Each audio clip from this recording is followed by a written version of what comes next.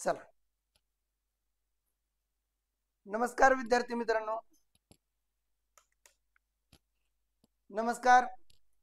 आज आपण वर्णमालेच्या शेवटच्या टप्प्यामध्ये आहोत. मराठी व्याकरण शिकत आहोत. वर्णांचं स्वरूप, वर्णांचं उच्चार स्थान, अक्षर, जोडाक्षर इथपर्यंत आपण आलेलो आहोत. आणि त्याच्या पुढचा जो घटक आपला आहे तो म्हणजे योग्य वर्णरचना. मग योग्य वर्णरचना म्हणजे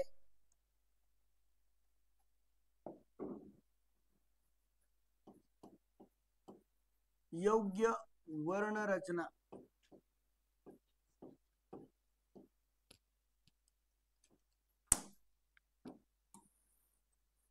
योग्य वर्णरचना म्हणजे काय हे बऱ्याच जणांना माहिती असेल किंवा नसेल, परंतु प्रत्यक्षात आज मला सांगायचं राहिलं, वही आणि पेन तुमच्या सोबत असणं गरजेचं आहे. वही आणि पेन सोबत असणं गरजेचं आहे. एक थोड्या वेळासाठी लागणार आहे आपल्याला. समजा योग्य वर्णरचना म्हणजे एखादा शब्द दिला आणि त्याची योग्य वर्णरचना काढा म्हटलं तर त्यामध्ये तुम्हाला किती वर्ण आलेले आहेत, किती वर्ण आलेले आहेत. इथून पुढे कधी क्लास असेल, काय लिहून दिलं किंवा नाही दिलं किंवा तुम्ही मिनी नोट्स काढत असाल तर तुमच्याकडे वही पेन अपेक्षित आहे, तुमच्याकडे सोबत असावं. ठीक आहे. तर एखाद्या शब्दाचं काय करायचं आपल्याला, विस्तारित स्वरूपात मांडणी करायची. जसं आपण एखाद्या मोठ्या संख्येचं 10च्या स्वरूपात, घातांकाच्या स्वरूपात आपण मांडणी करतो ना, तसं मराठीमध्ये. मग योग्य वर्णरचनामध्ये जर तुम्हाला एखादा एक अमृतध्वनी नावाचा एक शब्द दिला मी तुम्हाला, अमृतध्वनी, तर याची योग्य वर्णरचना कशी राहील. मग याच्यामध्ये काय विचारलं जातं, तर याच्यामध्ये एकूण वर्ण किती आहेत असं विचारलं जाऊ शकतं. एकूण याच्यामध्ये व्यंजन किती आहेत असं विचारलं जाऊ शकतं. एकूण स्वर किती आहेत असं विचारलं जाऊ शकतं. आणि याच्यामध्ये एकूण स्वरादी किती आहेत अशा पद्धतीचे प्रश्न विचारले जातात, बरोबर ना. आणि एवढंच नाही तर कधी कधी याच्यामध्ये कधी जोडाक्षर देखील तुम्हाला किती आहेत असाही प्रश्न आपल्याला विचारला जाऊ शकतो. तर मला सांगा आता, तर इथं आपण अमृतध्वनी हा शब्द लिहिलेला आहे. तर अमृतध्वनी शब्दाचं आपल्याला मला सांगा बरं किती वर्ण येतील याच्यामध्ये, किती वर्ण येतील याच्यामध्ये. लिहा फास्ट. अमृतध्वनी शब्द लिहायचा आहे आणि लिहिल्यानंतर त्याची विस्तारित स्वरूपात मांडणी करायची. काही जणांना समजलं नसेल, एक शब्द लिहितो मी, कृष्ण शब्द लिहिलाय, कृष्ण. आता याची योग्य वर्णरचना कशी करायची, तर हे क लिहायचं, ते व्यंजन आहे. क अधिक रू अधिक श, पाय मोडायचा, अधिक न अधिक अ, ही झाली त्याची योग्य वर्णरचना. एक्झाम्पल म्हणून सांगतोय म्हणजे तुम्हाला अमृतध्वनीचं करता येईल. मग याच्यामध्ये व्यंजन किती येतं, तर पाय मोडलेली व्यंजन असतात. मग इथं व्यंजन आपल्याला लिहायची झाली तर किती असणार आहेत, 3 असणार आहेत. 1 2 आणि 3, बरोबर ना. त्यानंतर स्वर किती, तर स्वर आहेत 2. एकूण वर्ण किती विचारलं वरती लिहितो, तर वर्ण आहेत 5. कळतंय का बघा, समजलं का कसं काढायचं, कसं काढायचं कळलं. बोलत चला, जरा मेसेज फास्ट टाकत जाऊ. दन दन दन दन हात चालला पाहिजे तुमचा. चला अमृतध्वनीचं लिहा.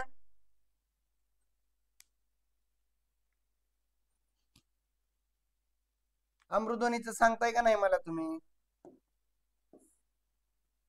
हे समजलं असेल तुम्हाला.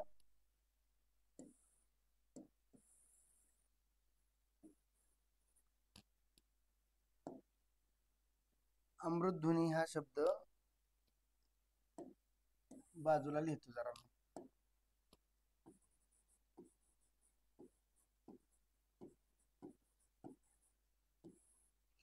फक्त आकडे टाकायचे नाहीत, वर्ण बरोबर डॅश, त्याच्या पुढे काय 11 12 तुमचं असेल, व्यंजन किती काय असेल ते पुढे टाकायचं. चला बोला. अ, अ चा पाय मोडायची गरज नाही, बरोबर ना. अ अधिक म, बरोबर ना, त्याचा पाय मोडा. अधिक रू, बरोबर ना. अधिक त अधिक अ, बरोबर.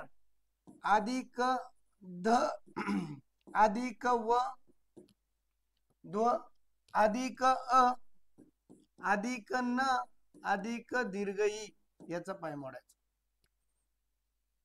छान छान पाहिलं मॅडम. आता याच्यामध्ये 1 2 3 4 5 6 7 8 9 आणि 10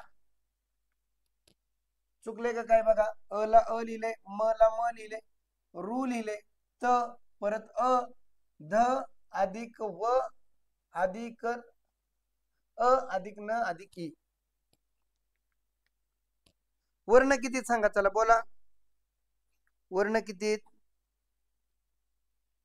वर्ण किती आले? वर्ण याचे वर्ण किती आले? याचे वर्ण आले 10 आले. वर्ण 10 आले ना. 1 2 3 4 5 6 7 8 9 आणि 10. बरोबर, ठीक आहे. त्यानंतर व्यंजन किती आली बघा. पाय मोडलेले 1 2 3 4 आणि 5. बरोबर. चला, स्वर किती आले मग? 1 2 3 4 आणि 5.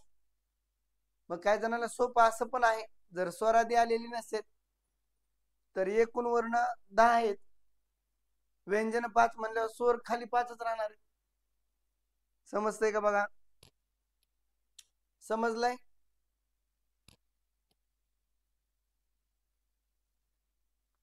पुढचं उदाहरण घ्या.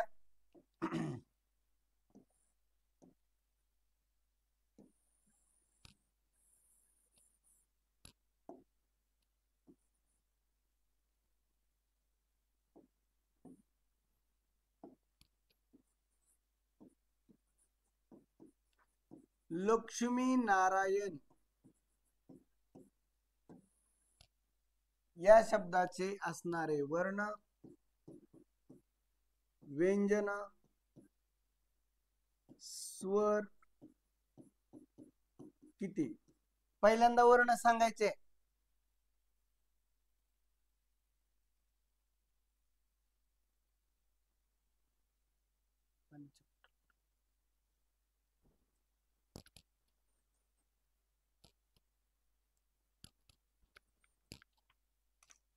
चला फास्ट, भरपूर आपल्याला काय घ्यायचं, रिव्हिजन घ्यायची, परत सरांचं लेक्चर असेल.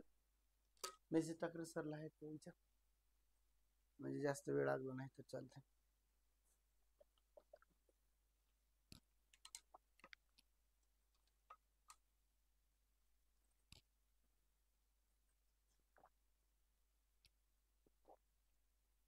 अरे बोला ना का तुम्ही. 1 नंबरला वर्ण किती येतात बघा ना. वर्ण किती, व्यंजन किती, स्वर किती?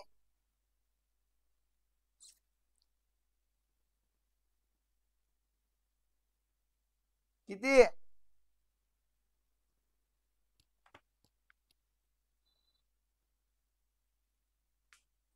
बघा, कोणाचं 14, कोणाचं 15, कोणाचं 17,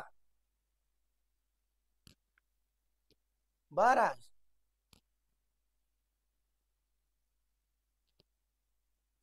कसं काय करावं? आधी वर्ण सांगा, परत व्यंजन सांगा. बघा आता, लक्ष्मी मध्ये काय येईल रे?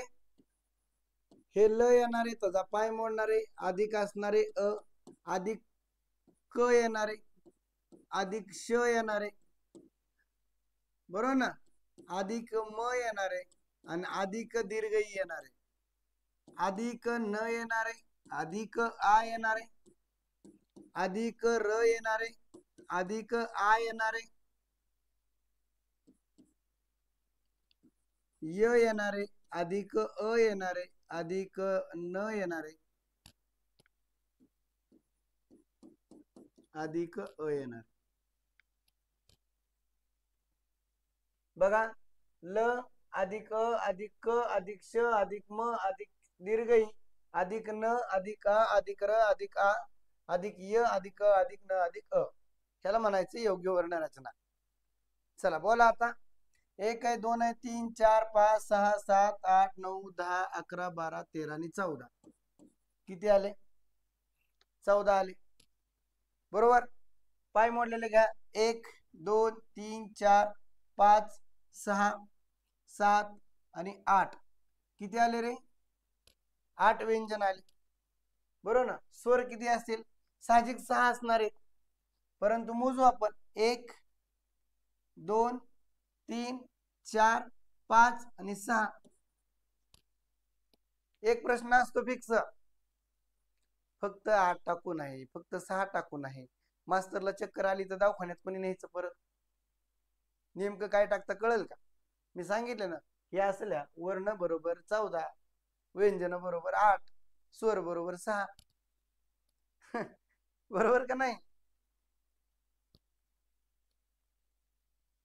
हसत जावा जरा, हसत जावा.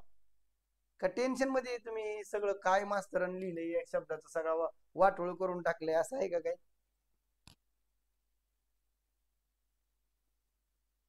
आहे का?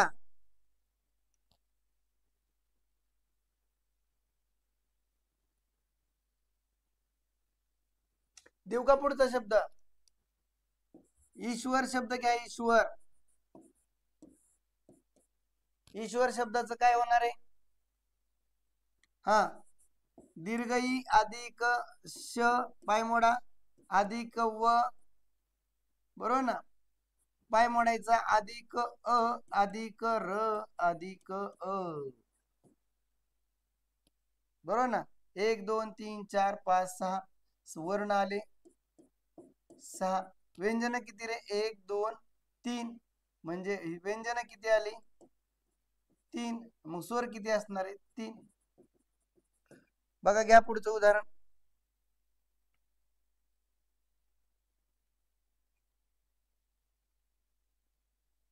प्रकार समजलाय का हा तुम्हाला?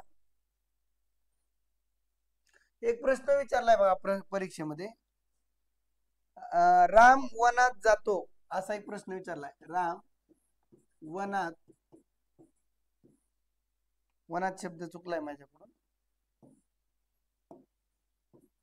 वनात जातो, आणि यामध्ये किती वर्ण आहेत असं विचारलंय. यामध्ये किती प्रश्न वर्ण आहेत असं विचारलंय. मग सांगा वर्ण. फक्त वर्ण सांगायचे. आता जमलं पाहिजे वया म्हणाने तुम्हाला. आता सिंपल आहे ना, आहे का? जोडाक्षर नाही, काय नाही, काय नाही.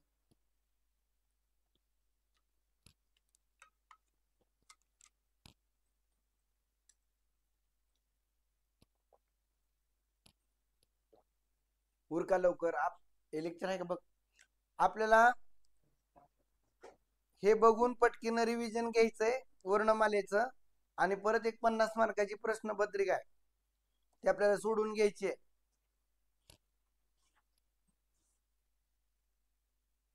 छान छान, बरोबर आहे, बरोबर आहे. हा, लिहा इथं र अधिक आ अधिक म अधिक अ, बरोबर ना, अधिक व अधिक अ अधिक न अधिक आ अधिक त अधिक अ अधिक ज अधिक आ अधिक त अधिक ओ.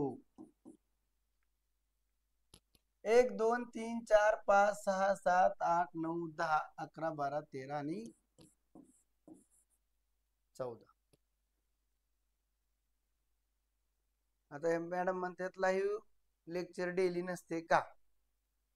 काय उत्तर द्यायचं द्या रे बाकीचे सगळेजण. कळलंय तुम्हाला? कळलंय? याच्यामध्ये योग्य वर्ण रचना अशा पद्धतीने असते. त्यातले वर्ण, त्यातले व्यंजन, त्यातले स्वर, बरोबर ना. आता इथं एक उदाहरण घेतो मी छोटस, म्हणजे तुम्हाला समजत. हा, याच सांगा बरं. आंबा घेतलंय, आंबा. सांगा आंब्याचं. काढा लवकर.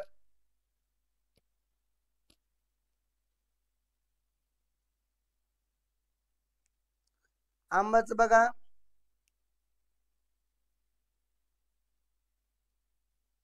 ओके, धन्यवाद.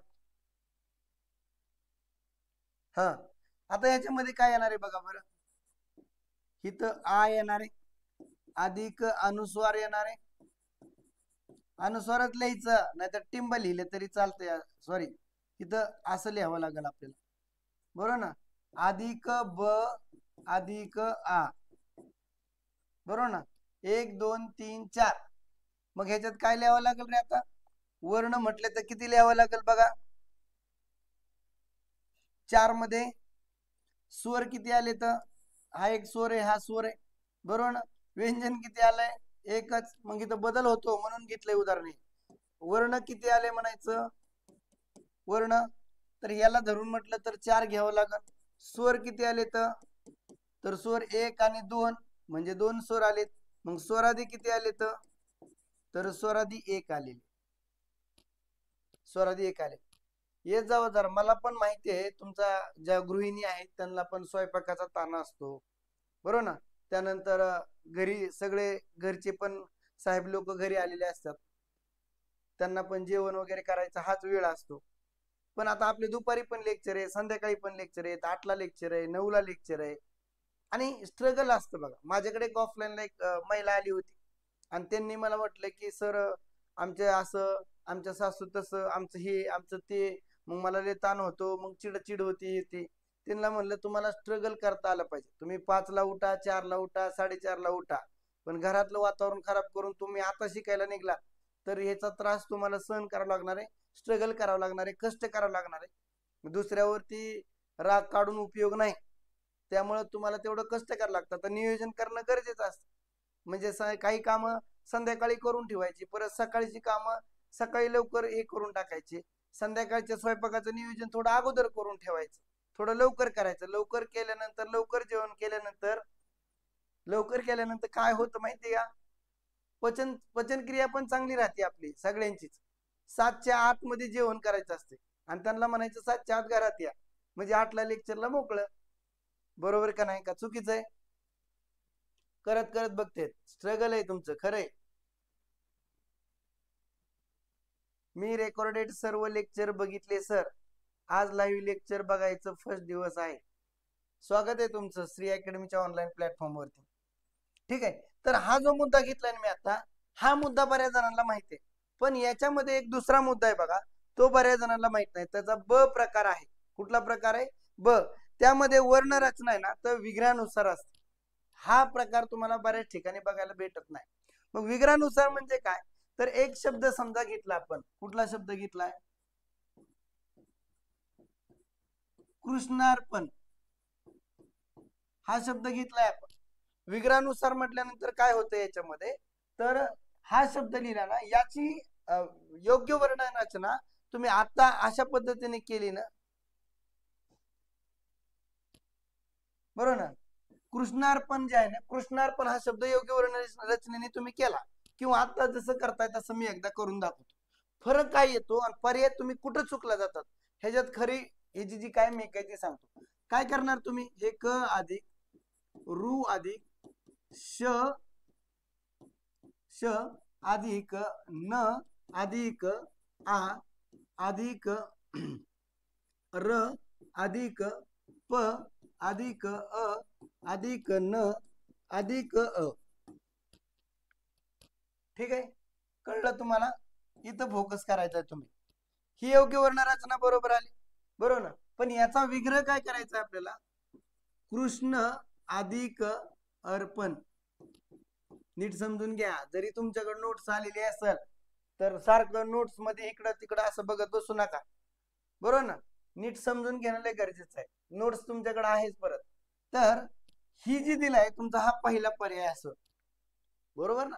आणि दुसऱ्या पद्धतीने अजून ह्याची योग्य वर्ण रचना होती. ती कशी रे? विग्रहानुसार.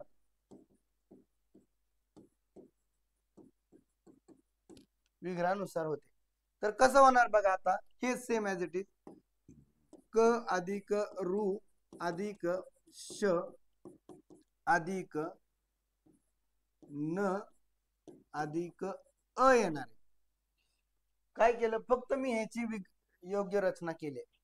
कृष्ण अधिक अर्पण मधलं हे अ येणार आहे, अधिक र अधिक प अधिक अ अधिक न आणि अधिक अ येणार. कृष्ण अर्पण. मग प्रॉब्लेम काय? इथं फोकस करायचं. ही योग्य वर्ण रचना पहिल्या पद्धतीची एक तुम्हाला सांगितली, त्याच्यातले वर्ण व्यंजन आणि स्वर आणि स्वरादी काढले. पण आता इथं आपण काय करतोय, तर विग्रहानुसार ह्याचा दुसरा ब पार्ट आहे. बऱ्याच ठिकाणी मग परीक्षेत गेल्यानंतर तुम्ही कृष्णार्पण शब्द आहे ना त्याची या पद्धतीने केलेली नसते, आणि मग त्या पद्धतीने नाही केली की तुम्हाला एवढा कॉन्फिडन्स वाटतो की परीक्षेतल्या ज्यांनी पेपर काढला त्यांचा प्रश्न चुकलाय किंवा पर्याय चुकलाय असं तुम्हाला भास होतो. श्रुती होणे म्हणतात, श्रुती होणे म्हणजे भास होणे. आणि मग इथं काय केलेलं असतं त्यांनी, तर विग्रहानुसार केलेलं असतं, म्हणजे अ अधिक अ बरोबरच आ असतं. कळलं का मी काय सांगितलं?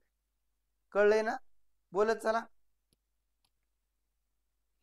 चला, याच्यामध्ये बरेच उदाहरण आहेत, तुम्हाला मी नोट्स मध्ये दिलेले आहेत. मी फक्त समजून सांगतोय तुम्हाला कसं करायचं. एक उदाहरण आणखी घ्यायचं म्हटलं तर घेऊ शकतो आपण.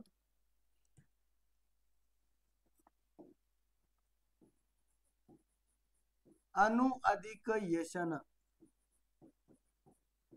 बघा करा बरं, म्हणजे हा शब्द काय माहिती का तुम्हाला? अन्वेषण शब्द आहे, अन्वेषण. करा बरं, अनु अधिक यशन बरोबर लिहिले, अन्वेषण.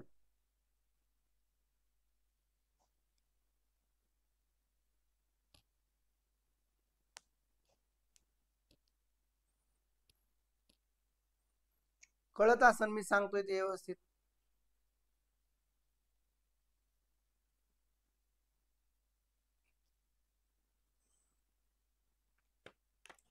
चला सोडवा पटपट, चुकू द्या, चुकल्यावर मी आतापर्यंत कोणाला काय म्हणलोय का?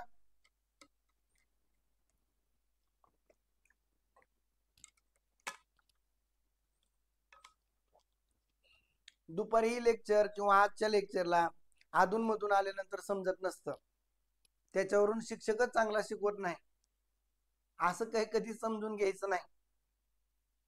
आता दुपारच्या लेक्चर मध्ये काही जण आज डायरेक्ट जॉईन झाले होते.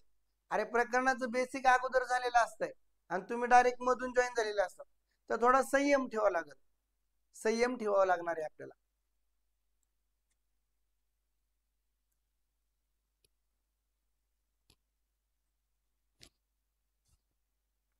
बरं ठीक आहे, लक्ष द्या इकडे. आता अनु अधिक यशन जे आहे बरोबर अन्वेषण केलंय.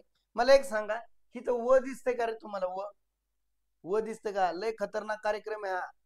व दिसतं का इथं? नाही दिसत. आणि इथं व दिसतंय का? तर दिसतंय. मग काय प्रकार आहे, तर संधीमध्ये, संधीमध्ये विग्रह होत असतो. आता कृष्णार्पण आपण घेतला, ती सजातीय स्वर संधी होती, ती दीर्घादेय स्वर संधी म्हणतात, त्याला त्याला दीर्घत्व स्वर संधी म्हणतात. ही त्याची नावं झाली.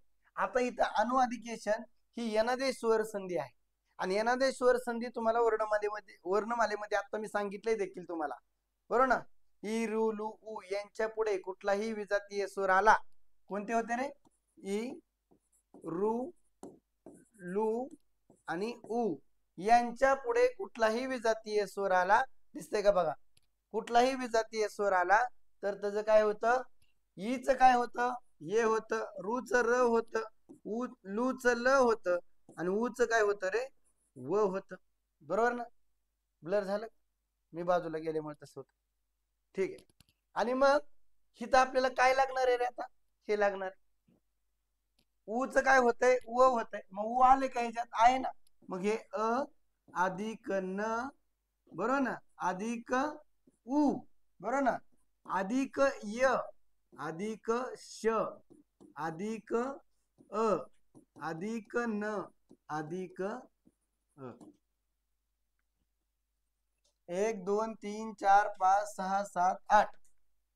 हा, अ अधिक, बरोबर आहे, बरोबर आहे. आणि मग मला सांगा आता इथं काय झाले रे? अन्वेषण, हे त्याचा विग्रह विचारतात. हा हा शब्द आहे ना बऱ्याच परीक्षेत विचारला जातो, कुठेही फिरून विचारला जातो. आणि मग काय होतं माहिती का, इथं ऊच्या पुढे कुठलाही विजातीय स्वर आला, ऊच्या पुढे कुठलाही विजातीय, आता ऊच्या पुढे दीर्घ उ असतं तर सजातीय झाला म्हणायचं. पण इथं काय आलं? ए आलंय म्हणजे विजातीय आलाय, म्हणजे त्याच्या सजातीय लाईनीतलं नाही येते. मग ऊच काय होत असतं? व होत असत. आणि मग संधी कशी होती बघा, इथं हे अ, त्यानंतर हे न, ह्याचा पाय मोडला, बरोबर ना, कारण याच्यातलं ऊ निघून गेले ना, इथं घेतलं ना आपण ऊ, आणि याच्यातलं ए घेतलं, म्हणजे दोन्ही निघून गेले. बरोबर का नाही?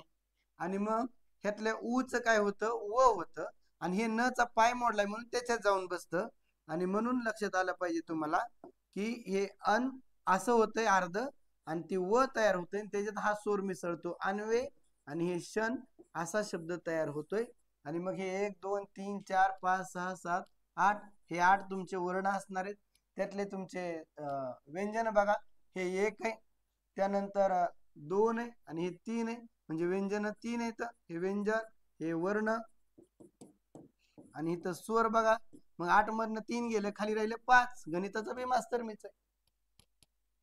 कळतंय का नाही? कळल्यासारखं तर वाटतंय का नाही? समजलंय तुम्हाला?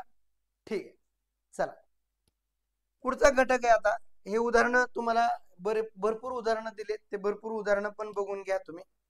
त्यानंतर पुढचा आपला घटक आहे आकारविल्हे.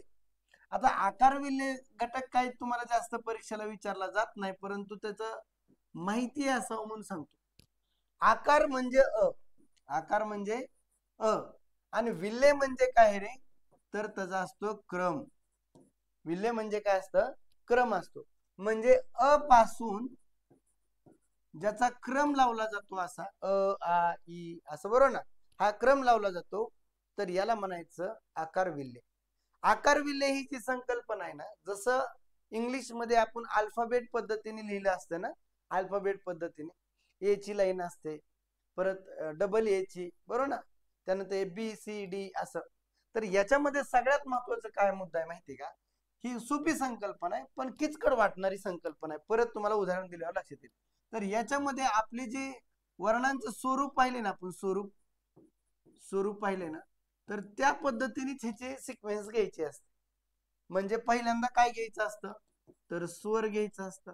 त्यानंतर काय घ्यायचं रे, स्वरादी घ्यायचे असतात. त्यानंतर काय घ्यायचं असतं रे, व्यंजन घ्यायचं असतं. त्यानंतर काय घ्यायचं, जोडाक्षर घ्यायचं. फिनिश. योग्य वर्णरचनेमध्ये आकार म्हणजे अ, विल्हे म्हणजे क्रम, अ पासून जी सुरुवात होणारी आपली वर्णमाला आहे, मुळाक्षर आहे, त्याला क्रम द्यायचा 1 2 3 4 5. आणि त्याच्यामध्ये सिक्वेन्सने घेत असताना 1 नंबरला स्वर, 2 नंबरला स्वरादी, 3 नंबरला व्यंजन, 4 नंबरला जोडाक्षर. म्हणजे विशेष संयुक्त व्यंजनामध्ये अ मिसळलं की जोडाक्षर होतं, हे तुम्हाला माहिती आहे. ठीक आहे. आणि मग यामध्ये परीक्षेला पडलेले एक उदाहरण तुम्हाला सांगतो. आतापर्यंत ह्याच्यावर 1 किंवा 2 प्रश्न आले, 2 प्रश्न आले जास्तीत जास्त. एक आलेला सरळ सेवेला आला आणि एक आयोगाला आलेला, तरी पण ते मला सांगतोय. मग आता कसं शोधायचं, कसं काय करायचं, तुम्हाला सिंपल उदाहरण द्यावंच लागणार आहे याचं. तर याचं पहिलं उदाहरण आहे बघा, लिहितो मी इथं. तिडीक लिहिले, तिडीक. त्यानंतर याच्यातले शब्द आहेत, हे सगळे शब्द आपल्याला तुम्ही लिहित बसलात तर चालतंयच आपल्याला. तिरीमिरी, तिरी मिरी. तिळ तिळ, तिळ तिळ. आणि तितिक्षा, तितिक्षा, बरोबर ना. आता हे घेतलंय, मग सिंपल बघा गोष्ट काय, सिंपल गोष्ट अशी आहे, बाजूला जाऊन देत नाही मला ती. याच्यातलं 1 नंबरला कोणतं येईल रे, बोला पटपट सांगत चला, तुम्हाला समजलं पाहिजे. 1 नंबरला काय येईल, 1 नंबरला काय येईल, तिडीक येईल, तिरीमिरी येईल, तिळतिळ येईल का तितिक्षा येईल?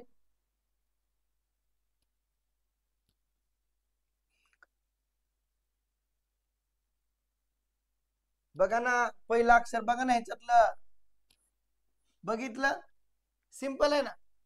हा, परत काय येईल रे, ड, र, ळ आणि त येईल. मग आपल्या वर्णमालेत ना हेच येईल ना, म्हणजे हे 1 नंबरला येईल, बरोबर का नाही? त्यानंतर सोपं आहे, र अगोदर येतं, कळलं अगोदर येतं, कत्त येतं. म्हणजे काय येईल रे, 2 नंबरला काय येईल, 2 नंबरला काय येईल, लईच लेट चालतं रे तुमचे, मेसेज टाका जाऊ फास्ट, म्हणजे येत आहे तुमचं. हा बरोबर आहे, काय येईल रे, हे येईल, लिहित नाही, लिहित बसत नाही. त्यानंतर काय येईल, तिरीमिरी. हा, हे असं टाकायचं. प्रियंका मॅडमने टाकलं, प्रियंका मॅडमने काय टाकलंय, 1 नंबरला काय येतंय, तिडीक येत. 2 नंबरला काय टाकलंय, तिरीमिरी. कसं येईल, अहो रच्या अगोदर त येतं ना. हा, परत हे 3 नंबरला येईल आणि हे 4 नंबरला येईल. तेरी मेरी नाही, इथं काय गाणं नाही. कितीक्षा. बर. जरा चुकलं सर, बेस्ट ऑफ लक, चुकू द्या. फक्त मी पहिल्याच दिवशी सांगितलंय, शिकवत असताना तुमच्यावर पॉईंट बसला पाहिजे, माझ्यावर पॉईंट बसला पाहिजे, हसून खेळून शिक्षण झालं पाहिजे, बरोबर ना. माझ्यावर पण पॉईंट मारतो म्हणे, काल जर हांडा लागला असता तर तास झाला असता, काल नसता झाला, बरोबर ना. ठीक आहे. आता काय जणांना हांड्याचं काहीच माहित नाही. अजून एक उदाहरण घेतो म्हणजे लक्षात येईल तुमच्या. गजर शब्द आहे, गजर. हे उदाहरण तुम्हाला नोट्स मध्ये दिलेले आहेत. त्यानंतर गजानन शब्द आहे, गजानन. त्यानंतर आहे गडबड. त्यानंतर आहे गंधक. आणि त्यानंतर आहे गाडी. चला बघा, आता सांगा मला.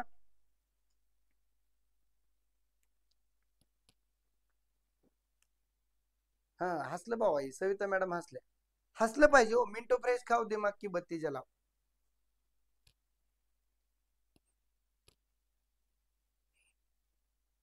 चला, एक नंबरला काय येईल?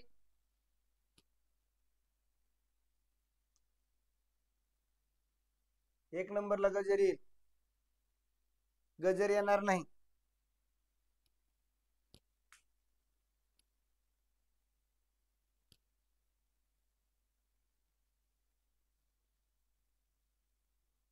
टाका टाका, गडबडच करा लागला तुम्ही तर. हा, कुणी टाकले? एक नंबर, 2 नंबर, 3 नंबर. चुकलं चुकलं चुकलं. गाडी नाही. मला माहित होतं तुम्ही सगळेजण चुकणार आहे ती. करेक्ट. गंधक ज्यांनी टाकले त्यांचं बरोबर आहे. पहिला शब्द गय, इथं पहिला गय, इथं पण गय, इथं पण गय, आणि इथं गाडी आहे. मग ह्याला जरा बाजूला ठेवू, बरोबर का नाही? मग मला सांगा आता, पहिल्यांदा येईल गंधक. विसरले का तुम्ही? एक शब्द लिहिला, त्याच्यानंतर एक नंबरला स्वर घ्यायचे. म्हणजे गण ग मध्ये अ आले, हा स्वर झाला, बरोबर का नाही? त्यानंतर काय असणार आहे? त्यानंतर स्वरादी येणार आहे ना, म्हणून गंधक पहिल्यांदा येते, बरोबर का?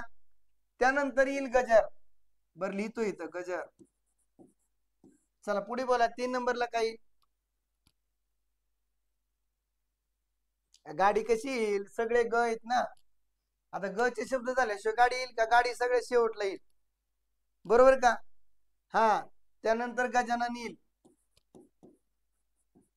बघा, सोपं वाटतंय पण अवघड वाटतंय का नाही? हा, त्यानंतर काय येईल रे? गडबड येईल. आता राहिलेला गचा शब्द एकच आहे ना, गडबड. आणि इथं काय येईल रे? गाडी. गाडी सगळ्या शेवटला येईल ना रे, त्याला एक काना. का नाही ना, ग ची अगोदर लाईन झाली पाहिजे ना. ग झालं, ग ला अनुस्वार झाला. ग झाल्यानंतर इथं अनुस्वार आला म्हणजे स्वरादी आले, म्हणून ही एक नंबरला आली. त्यानंतर ग ची लाईन बघा, त्यातलं ज येईल का जा येईल? मग ज येणार म्हणजे आलं, परत जा येईल. म्हणजे काय रे? पहिल्यांदा घ्यायचा आहे स्वर. म्हणजे ह्याच्यातला ग मध्ये अ असतो, हा अ झाला. परत गा असतं तर ते 2 नंबरला झाला असतं. रस्व म्हणजे गी असतं तर, म्हणजे असं स्वरांचे सगळे स्वर लावायचे असतात त्यातले. आता इथं बघा, ज आलंय का नाही, आणि इथं ज आलंय का नाही. मग ज आलं तर ज चा शब्द घ्यायचा, परत ज आलं, परत जी असतं तर जी चा घेतला असता. बरं, जू असतं, परत जू असतं, जे असतं, जई असतं, ज्या असतं. हाय, कळतंय का मी काय म्हणतोय ते? कळल्यासारखं तरी वाटतंय का नाही? हा, कळत असेल. नाही कळलं तर आता मी सांगितलेलं समजलं असेल, किंवा नोट्स मध्ये पण दिलेत, आणि भरपूर उदाहरणं दिलेत. एवढी 10-12 उदाहरणं सोडवली तर तुम्हाला निश्चितपणे ह्याचा एकही मार्क तुमचा जाणार नाही. काय अडचण आली ह्याच्यात? आतापर्यंत जेवढी वर्ण मला शिकवली तुम्हाला, त्यात काय अडचण आहे का? चला, अडचण नसेल तर मला फास्ट रिव्हिजन घ्यायचे. रिव्हिजन घेऊन मला एक तुम्हाला 50 मार्काचा पेपर द्यायचा, म्हणजे हा, अल्फाबेटिकल ऑर्डर.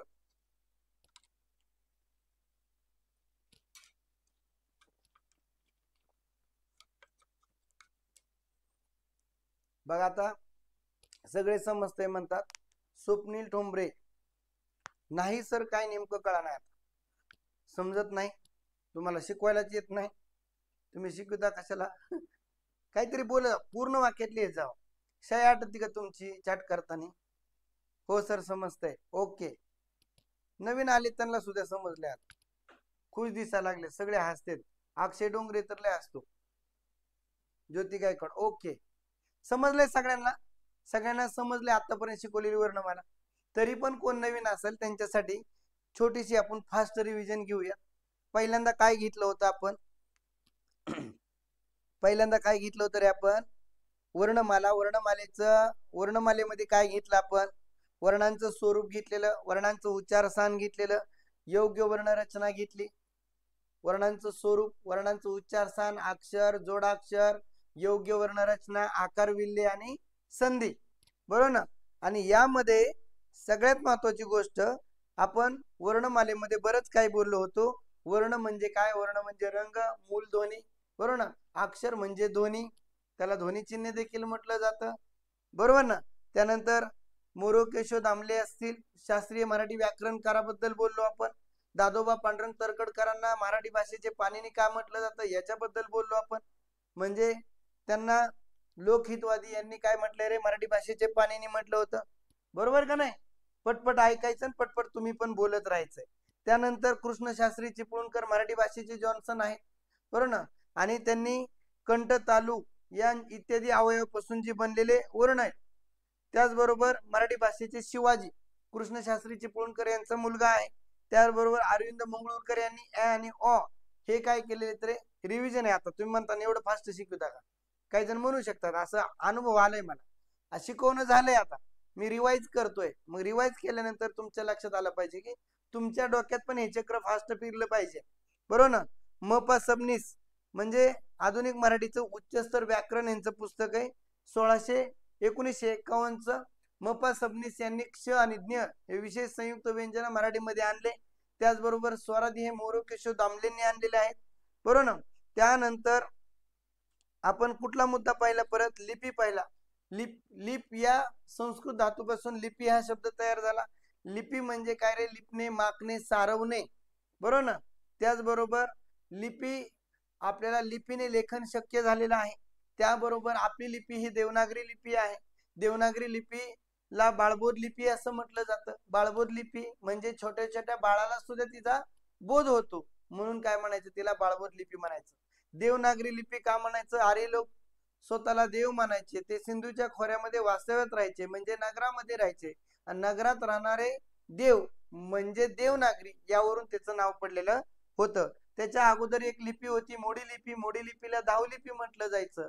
ती मुरुड घालून लिहिण्याची पद्धत होती, पण तिचे वाचण्यासही अवघड, लिहिण्यासही अवघड, लिहिताना त्याचे टंकही उपलब्ध नसायचे. आणि म्हणून त्या लिपीला, मोडी लिपीला डावलून आपण देवनागरी लिपी घेतली. आणि देवनागरी लिपी ही आदर्श लिपी असते. आदर्श लिपी म्हणजे ज्या लिपीमध्ये प्रत्येक चिन्हाला काय रे? खुणेला काय रे? प्रत्येक अक्षर असतं, म्हणजे वर्ण असतो. म्हणून आपल्या वर्णमालेमध्ये जवळपास च, च, छ, छ हे उच्चारस्थानामध्ये आपण एकदा डबल वापरलं. नाहीतर आपली देखील लिपी ही आदर्श लिपी आहे, आपल्याला माहिती आहे. बरोबर ना? त्याचबरोबर आपण भाषेबद्दल बोललो होतो. विचार व्यक्त करण्याचे साधन म्हणजे भाषा. बोलणारा आणि ऐकणारा यांना जोडणारा पूल म्हणजे भाषा आहे. आणि मग भाषा या हा शब्द भाष या संस्कृत धातूपासून तयार झाला आहे. आणि भाषेचे प्रकार दोन पडतात, परंतु मी तुम्हाला 4 प्रकार सांगितले. मुख्य प्रकार भाषेचे किती विचारलं तर 2 असं उत्तर द्यायचंय. म्हणजे स्वाभाविक भाषा, म्हणजे त्याला नैसर्गिक भाषा म्हटलं जातं. त्याला दुसरा भाषेचा प्रकार कृत्रिम भाषा, त्याला सांकेतिक भाषा म्हटलं जातं. आणि तिसरा मी आधीच सांगितला तुम्हाला, प्रमाण भाषा, त्याला लिखित भाषा म्हणायचं. आणि चौथी भाषा आहे ती बोली भाषा म्हणायचं. स्वाभाविक भाषा म्हणजे ज्या त्याचे ठळक एका वाक्यात व्याख्या म्हणायचं, तर अक्षरांच्या स्वरूपात मांडता येत नाही. ज्याचे हावभाव असतील, हातवारे असतील, इशारे असतील, हे अक्षराच्या स्वरूपात मांडता येत नाही. त्याला स्वाभाविक भाषा, त्याला नैसर्गिक भाषा म्हणायचं. मानव निर्मित भाषा जी आहे ती आहे आपली कृत्रिम भाषा, तिला सांकेतिक भाषा म्हणायचं. सांकेतिक भाषा म्हणजे खुणा, म्हणजे आपण हे खुणांच्या माध्यमातून आता जे लिहिलं हे सगळं सांकेतिक भाषा आहे, मानव निर्मित भाषा आहे. आणि लिखित भाषा जी आहे प्रमाण भाषा आहे. या भाषेला मात्र काय रे? व्याकरण खूप महत्वाचं असतं. आणि या व्याकरणामध्ये आपल्याला व्याकरणाच्या दृष्टिकोनातून व्यवस्थित लिहायचं असतं.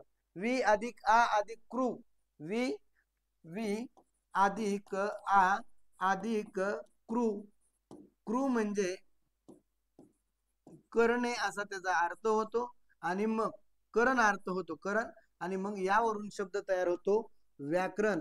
व्याकरण म्हणजे काय? भाषेचे स्पष्टीकरण करणारे शास्त्र म्हणजे व्याकरण. व्याकरणाला विश्लेषण करणे किंवा स्पष्टीकरण करणे असं म्हटलं जातं. महर्षी पतंजली, महर्षी पतंजली यांनी मराठी व्याकरणाला, या व्याकरणाला शब्दानुशासन म्हटलेलं आहे. शब्दानुशासन असं म्हटलेलं आहे. हा शब्द एक महत्वाचा आहे. महर्षी पतंजली यांनी व्याकरणाला शब्दानुशासन म्हटलेलं आहे. आणि वी अधिक आ अधिक क्रू म्हणजे करण, म्हणजे काय रे? व्याकरण असं त्याचा विग्रह होतोय. आणि मग आपली जी प्रमाणित भाषा असते, जी लेखन भाषा असते, त्या भाषेला आपण शैक्षणिक कामकाजामध्ये आपल्या स्टेट बोर्डाची पुस्तकं असतील, पत्रव्यवहारासाठी किंवा अर्ज लिहिण्यासाठी आपल्याला प्रमाणित भाषेचा उपयोग करावा लागतो. आपण असा अर्ज करू शकत नाही आपल्या बोली भाषेमध्ये, अहो तेवढं आमचं काम करा, असं काय म्हणता येतं का? तर अर्ज असतो, अर्जदार असतो, विषय असतो, प्रती असतं, आपलाच खाली दिलेला असतंय, बरोबर ना? आणि व्याकरण म्हणजे अर्ज लिहित असताना आपण प्रमाणित भाषेचा किंवा लिखित भाषेचा उपयोग करत असतो. आणि शेवटी आहे बोलीभाषा. बोलीभाषा ही बोलण्यापुरती महत्वाची असते. बोली भाषेला व्याकरण महत्वाचं नसतं, व्याकरण महत्वाचं नसतं, तर बोलणं हे महत्वाचं असतं. संवाद, आपले विचार, भावना, आशय पुढच्या व्यक्तीला समजला पाहिजे. व्यवहारासाठी आपण भाषा वापरत असतो, बोली भाषा. आपल्या मातृभाषा आहे, आपली माता, आपल्या मातेपासून आपल्याला जी भाषा आकलन होते, समजते, लहान बाळाला समजते. आपल्या घरात बोलली जाणारी जी भाषा असते ती मातृभाषा असते. हेही आपल्याला या क्षणी माहिती असणं गरजेचं आहे. त्याचबरोबर मी तुम्हाला अभिजात भाषेबद्दल बोललो होतो. अभिजात भाषा म्हणजे काय? अशी सुसंस्कृत भाषा ती कोणत्याच भाषेपासून तयार झालेली नसावी. तिला 1500 ते 2000 वर्षापूर्वीचा पुरावा माहिती असणं गरजेचं आहे. त्याचबरोबर 1500 ते 2000 वर्षापूर्वीचा जो पुरावा आहे आणि आता असणारं विपुल प्रमाणात असणारं साहित्य यांचा काहीतरी संबंध लागावा. म्हणून अलीकडल्या काळामध्ये परीक्षेत येणारा प्रश्न इसवी सन पूर्व 983 कर्नाटक येथील बेळगोळ, श्रवण बेळगोळ येथील बाहुबलीच्या पुतळ्याखाली श्री चामुंडराजे करविले गंगाराय सुताले करविले असं देखील आपल्याला त्या शिलालेखावरती लिहिलेले. या शिलालेख म्हणजे आपल्या इसवी सन 983 मधला आपला पुरावा आहे. त्याच्या अगोदर पण आपल्याला 1500 ते 2000 वर्षापूर्वीचा पुरावा पाहिजे. 983 आता आपले चालू झाले तर 1111च्या आसपास येत आहे. म्हणून आपल्याला एक अलीकडे ग्रंथ सापडलाय, सप्तशती नावाचा ग्रंथ आहे. ते ग्रंथ मराठीतील ग्रंथ आहे आणि म्हणून आपल्याला 2000 वर्षापूर्वीचा पुरावा सापडलाय. येणाऱ्या काळामध्ये निश्चित रंगनाथ पठारे यांच्या अध्यक्षतेखाली आपल्याला मराठी भाषेचा अभिजात भाषेचा दर्जा आपल्याला मिळायला पाहिजे. त्याच्यात सदस्य म्हणून हरिनरके आहेत, त्यांचं नुकतंच आता निधन झालंय. याच्यावरती देखील तुम्हाला प्रश्न विचारला जाऊ शकतो. भारतामध्ये 1652 इतक्या मातृभाषा बोलल्या जातात, परंतु त्याच्यामधले फक्त 6 भाषेला अभिजात भाषेचा दर्जा मिळालेला आहे. 8व्या राज्यघटनेच्या 8व्या परिशिष्टामध्ये ज्या 22 भाषा आहेत प्लस इंग्रजी त्याच्यामध्ये ऍड करून ह्या 23 भाषेला म्हणजे अलीकडल्या प्रादेशिक म्हणजे राजभाषेचा दर्जा दिलेला आहे. आणि या भाषेत जर ज्यांनी लेखन केलंय, ज्यांचं साहित्य निर्मिती झाली, ज्यांनी साहित्यासाठी चांगल्या पद्धतीचं योगदान दिलंय, ते योगदान दिल्यामुळे त्यांना साहित्यातला सर्वोत्कृष्ट मोठा पुरस्कार म्हणजे ज्ञानपीठ पुरस्कार दिला जाऊ शकतो. ज्ञानपीठ पुरस्काराची सुरुवात 1965 ला झाली. पहिला ज्ञानपीठ पुरस्कार गोविंद शंकर कुरूप यांना दिलेला आहे आणि तो पुरस्कार मल्याळम भाषेसाठी दिलेला आहे. ज्ञानपीठ पुरस्कारामध्ये सगळ्यात जास्त आतापर्यंत हिंदी भाषेला ज्ञानपीठ पुरस्कार भेटलाय, कमीत कमी 11 वेळेस भेटलेला आहे. आणखी काय वाढ झाली असेल तर चेक करावी लागेल. त्याचबरोबर मराठी भाषेला मग ज्ञानपीठ पुरस्कार आतापर्यंत किती भेटले?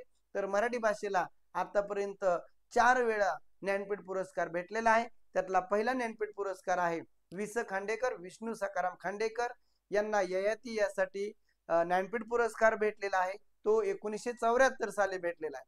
त्यानंतर दुसरा ज्ञानपीठ पुरस्कार विष्णू वामन शिरवाडकर म्हणजेच कुसुमाग्रज त्यांना म्हटलं जातं.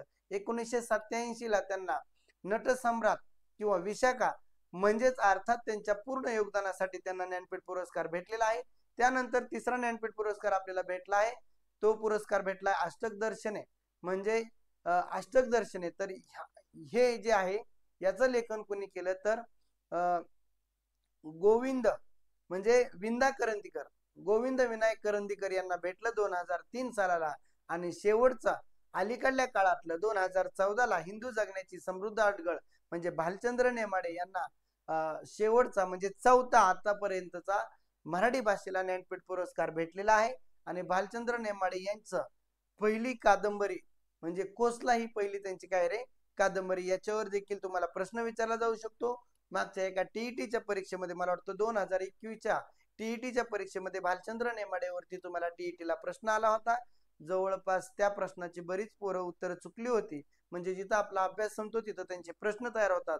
तर त्यांनी प्रश्न अशा पद्धतीने विचारला होता की तो पुरस्कार कधी वितरित केला, आणि त्याचं उत्तर होतं म्हणजे 7 फेब्रुवारी, 7 मार्च, 7 एप्रिल अशा पद्धतीने प्रश्न विचारला होता. आणि मग राजांनो प्रश्न विचारण्याची पद्धत त्यांची कशी आहे, डेट वाईज देखील त्यांनी प्रश्न विचारला. मी सांगितलं तुम्हाला 2014ला ज्ञानपीठ पुरस्कार भेटलाय त्यांना, परंतु वितरित कधी केला, आता वितरित काय अगोदर करतील का 2014च्या नंतरच करतील, ही साहजिक गोष्ट आहे.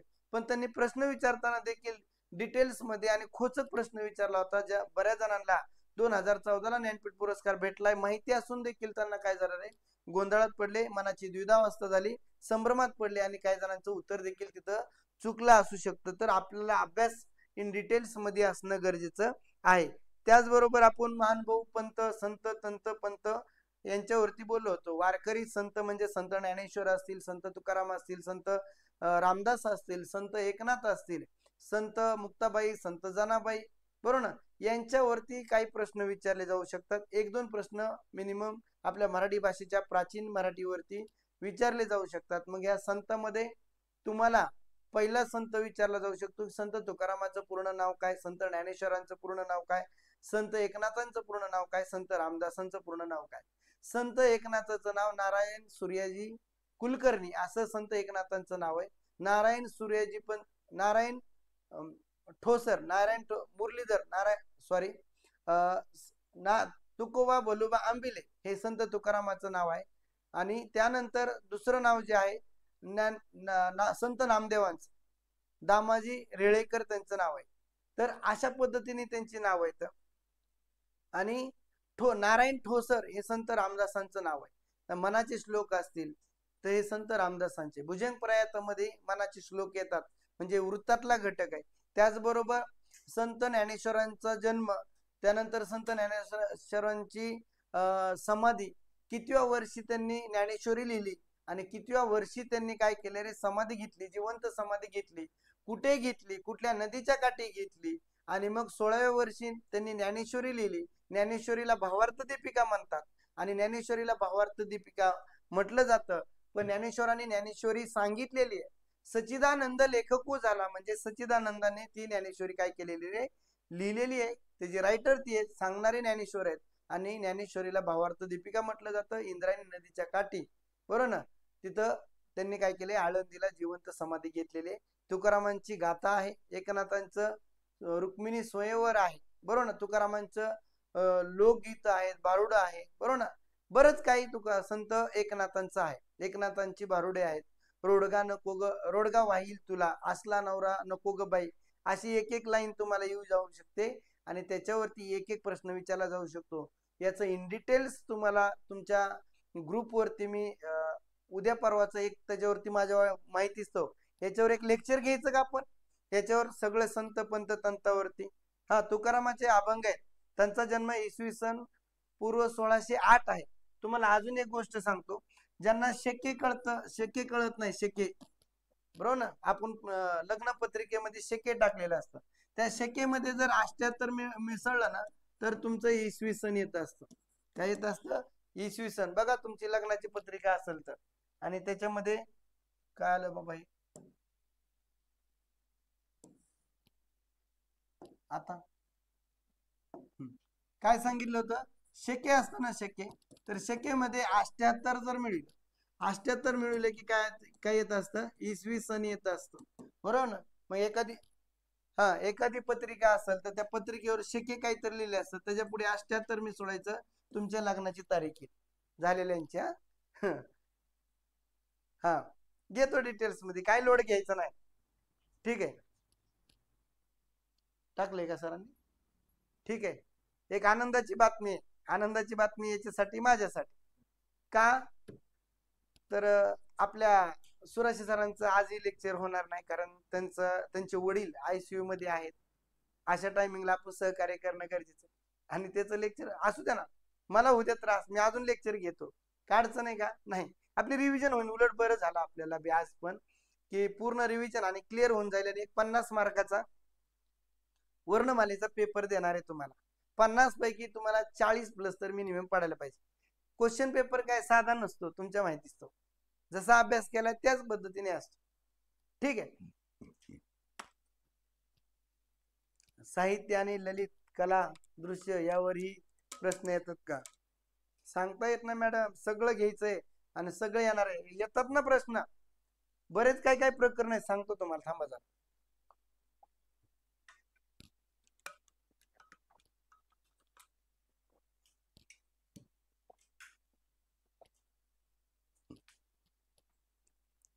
चला, कुठपर्यंत आले आपण? सगळ्या संतांची माहिती बघत होतो, त्या संतांमध्ये माहिती सांगत होतो तुम्हाला. आणि मग सर्व संत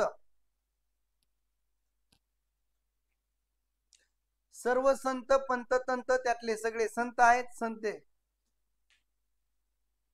शक्यचे उदाहरण आता तुम्हाला 78 मिळवा ना, शक्यची एक कुठली तरी तारीख बघावं लागत, इसवी सन शक्य असं काहीतरी लिहिलेलं असतं, बरोबर ना. 1275 असेल तर मग त्याच्यामध्ये 78 मिळवायचं. आता बेरीज वजाबाकी करून घ्या, कारण रिव्हिजन चालू आहे ना आपले. मग सगळे संताबद्दलचे त्यांची काय काव्यपंक्ती असतील तर त्या काव्यपंक्ती पण माहिती असणं गरजेचं आहे. त्यानंतर आहेत महानुभव पंत. महानुभव पंतामध्ये गेल्याच तुमच्या टीईटीच्या परीक्षेला, म्हणजे कुठल्याही परीक्षेला प्रश्न बऱ्याच वेळेस विचारले, टीईटी असू द्या, स्पर्धा परीक्षा असू द्या, तर आद्य कवी मुकुंदराज आणि आद्य ग्रंथ विवेक सिंधू याच्यावरती प्रश्न विचारलाय. त्यांची समाधी विचारली तर अंबाजोगाई येथील, अंबाजोगाई पासून योगेश्वरीचं जे मंदिर आहे देवीचं, तिथून एक 3 मैलावरती त्यांची समाधी आहे. ठीक आहे. याच्या ते बीड जिल्ह्यात आहे. हा एक त्याच्यावरती प्रश्न तुम्हाला अशा पद्धतीने प्रश्न विचारला जाऊ शकतो. आपला जागतिक मराठी भाषा दिन 27 फेब्रुवारीला असतो, माहिती तुम्हाला. कुसुमाग्रज यांच्या स्मृतीप्रित्यर्थ तो पाळला जातो, मराठी दिन. याच्यावर कुसुमाग्रजांना तात्यासाहेब देखील म्हटलं जातं. ठीक आहे. आणि मग याच्यामध्ये तुम्हाला महानुभव पंथामध्ये सगळ्यात महत्वाची गोष्ट काय सांगितली तर आद्य कवी मुकुंदराज आणि आद्य ग्रंथ त्यांचा काय रे तर आपलं विवेक सिंधू आहे. त्याचबरोबर माहिमभट यांनी चक्रधर स्वामींच्या लीळा एकत्रित केल्या आणि त्याच्यापासून लीळा चरित्र हा एक ग्रंथ तयार केला. लीळा चरित्र हा ग्रंथ कुणी केला? माहिमभटांनी चक्रधर स्वामींच्या लीळा एकत्रित करून काय लीळा चरित्र हा एक ग्रंथ तयार केलेला आहे. त्याचबरोबर ढवळे नावाचा प्रकार आहे. पहिल्या आद्य कवयित्री महदाईसा त्या आद्य महदंबालाच महदाईसा म्हटलं जातं. त्यांनी ढवळे नावाचा प्रकार लिहिलेला आहे. म्हणजे शिदोरी करताना वगैरे गाणे वगैरे म्हणतात ना, तुम्हाला अभंग आणि ओवी हे पण आपण वृत्तामध्ये शिकणार आहेत. अभंग म्हणजे काय? संत तुकारामाचे अभंग जेव्हा इंद्रायणीमध्ये बुडवले होते तेव्हा ते भंग पावले नव्हते. आख्यायिका ऐकली असेल तुम्ही, ते भंग पावले नाही, आणि जे भंग पावत नाही ते अभंग असतात. आणि संत नामदेवाला अभंगाचा प्रणेता म्हणतात. संत नामदेवांचे वचने गुरुग्रंथ साहेबा या ग्रंथामध्ये आहेत, शिखांच्या ग्रंथामध्ये आहेत. ते पंजाबला जाऊन आले होते, हेही तुम्हाला माहिती. याच्यावर देखील तुम्हाला प्रश्न, हे एक प्रश्न आहेत, मायक्रो प्रश्न आहेत. हे मायक्रो प्रश्न तुम्हाला विचारले जाऊ शकतात, बरोबर ना. त्याचबरोबर चोंबा कवी होते, त्यांनी उखारण केलं, म्हणजे आताची लग्नात घ्यायची उखाणं, इथपर्यंत तुम्हाला माहिती सांगितली. संतांची सांगितली, ही महानुभव पंतांची सांगितली, आणि आता तंताची सांगायला. तंत म्हणजे शाहीर, शाहिरांचा शाहीर हे तुम्हाला अगोदर पण सांगितले. शाहिरांचा शाहीर कोण असतो रे? राम जोशी असतात. सगन भाऊ एक आहेत, परशुराम एक आहेत, होनाजी बाळे एक आहेत. हे 5 जवळपास काय आहेत रे?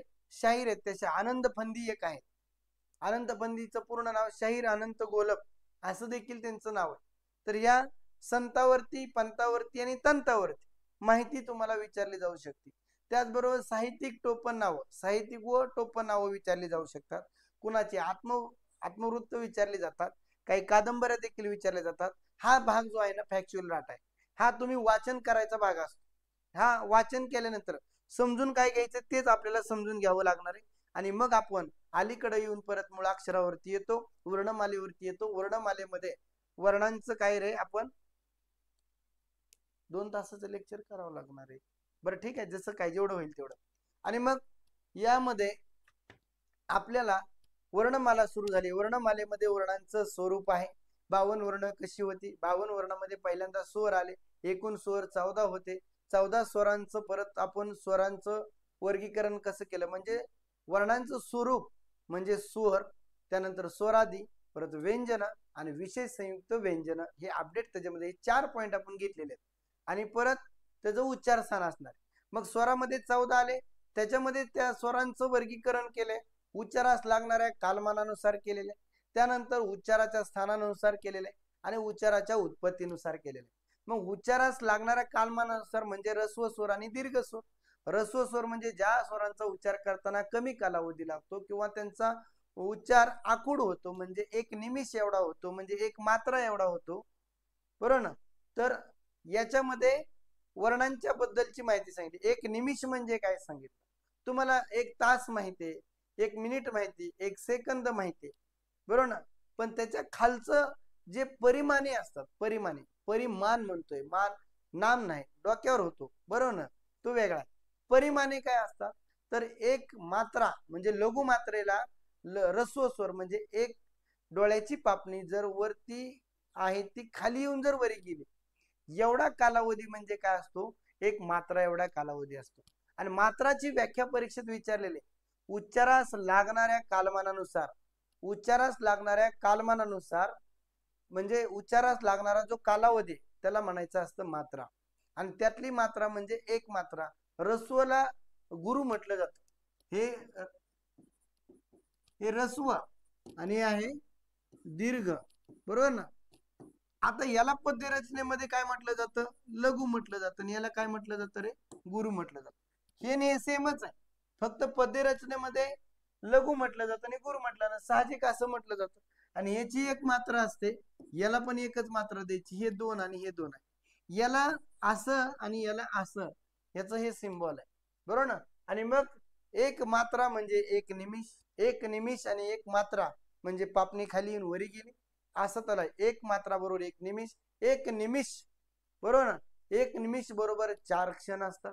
4 क्षणातले एक क्षण म्हणजे 6 घटिका असते, 6 घटिकातली एक घटिका म्हणजे 60 पळे असतं, आणि 60 पळ्यातले एक पळे म्हणजे 60 विपळे असतं। एवढं मायक्रो सेकंद बी म्हणता येणार नाही। जसं की आपण मोबाईल वरती आपला केबी, बाईट, किलो बाईट म्हणतो ना, त्यानंतर MB, GB, TB असं म्हणतो ना, तसं एकक हे तुम्हाला विविध परिमाणातलं सांगितलं। आणि मग आपण काय सांगतोय, लघु आणि गुरु बद्दलचं बोललो। लघु आणि गुरु बद्दल बोलल्यानंतर हे उच्चारास लागणाऱ्या कालमानानुसार आपण बोलतात। त्यानंतर दुसरा आहे आपला उच्चार स्थानानुसार, सजातीय स्वर आणि विजातीय स्वर।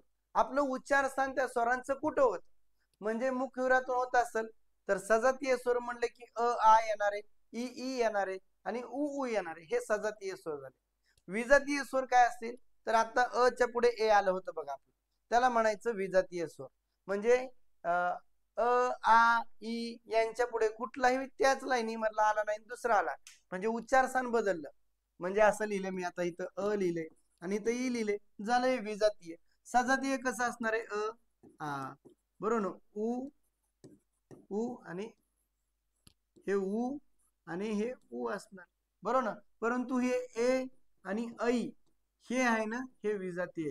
ह्याच्यावरती प्रश्न तुम्हाला विचारला जाऊ शकतो, कारण हे जे बनलेलं आहे ते अ अधिक ई किंवा दीर्घ ई पासून बनलेलं आहे, हे मुळात विजातीय, म्हणून हे विजातीय। आणि मग तुम्हाला प्रश्न विचारला जाऊ शकतो की मला सांगा, हे असं दिलेलं असू शकतं, परत हे असं दिलेलं असू शकतं, आणि परत हे असं दिलेलं असू शकतं, आणि परत हे असं दिलेलं असतं, आणि पर्याय नंबर 1 2 3 4 कुठला पर्याय नाही असं सांगितलेलं आहे तुम्हाला। बघा बरं, एकदा सांगा, एकदा आठवते का बघा।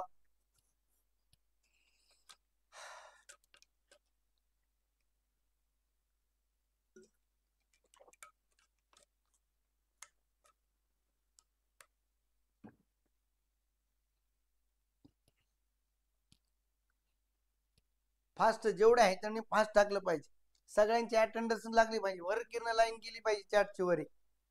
मी एवढा तुमच्यासाठी बोलतोय, रिव्हिजन घेतो. रिव्हिजन घ्यायची काय गरज आहे का तुम्हाला समजावं म्हणून? पण तुम्ही बसल्यानंतर एक मेसेज टाकू शकत नाहीत का? हा छान. वरील तिन्ही सजातीय आहेत. बरोबर. हे विजातीय आहे कारण मुळात आता तयार झाले. सांगितलंय 100% असा एक प्रश्न येणार आहे तुम्हाला. काय नवीन आले त्याला काय वांग कळणार आहे का? पहिल्यांदा सगळं सारखंच दिसतंय त्याला. अभ्यासच पाहिजे नाही ना. अरे बरोबर का नाही? आणि ह्या आहे सजातीय आणि विजातीयवरतीचा प्रश्न. त्यानंतर पुढचा प्रश्न काय रे? उत्पत्तीनुसार आहे. उत्पत्तीनुसार म्हणजे त्याची निर्मिती कशी झाली. निर्मिती कशी झाली म्हणजे त्याची निर्मिती होत असताना मग आहे आपले सिद्ध आणि आहे परत साधित. बरोबर ना? आणि मग सिद्ध म्हणजे आपले सगळे रस्व स्वर आले इथं. बरोबर ना? आणि इथं असणारे साधित आणि हिचे असं भाग पाडलेले आहेत आपण. आणि इथं लिहिले आपण द्विगुणित. काय लिहिलंय? द्विगुणित. रिव्हिजन आहे म्हणून थोडं फास्ट आहे, लक्षात घ्या. नवीन आलं तर कोरमडून जायचं याच्यात. ठीक आहे. त्यांनी पहिले लेक्चर बघायचे सगळे. लाईव्ह लेक्चरचं जे फोल्डर आपलं आहे ना त्याच्यामध्ये बघून घ्यायचं. आणि इथं असतं संयुक्त स्वर. मग हे बनलेले आहेत ना, हे साधलेले आहेत ना, यांना कोणाची तरी छटा आढळलेली. मग द्विगुणित कसं तयार होतं? अ अधिक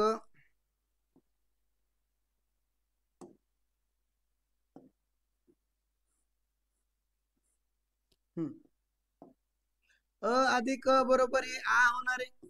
बरोबर ना?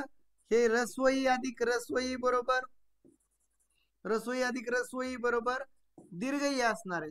आणि त्यानंतर उ अधिक उ बरोबर दीर्घ उ होणार आहे. आणि हे आहे द्विगुणी स्वर. हे आहे दीर्घ स्वर आणि हे पण दीर्घ आहेत. आणि हे ए ऐ ओ आणि औ हे पण काय आहेत रे? दीर्घ. संयुक्त स्वर हे देखील दीर्घ स्वर असतात. आणि मग दीर्घ स्वर हे 3 आणि हे 4 आणि बरोबर झाले 7. आणि ह्या 7 मध्ये एक अ मिसळला, एक मिसळला. बरोबर ना? तर हे 8 होतात.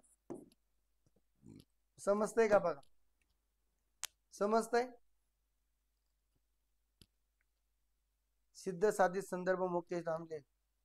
बर, ओके. समजले का तुम्हाला? काय अडचणी का ह्याच्यात?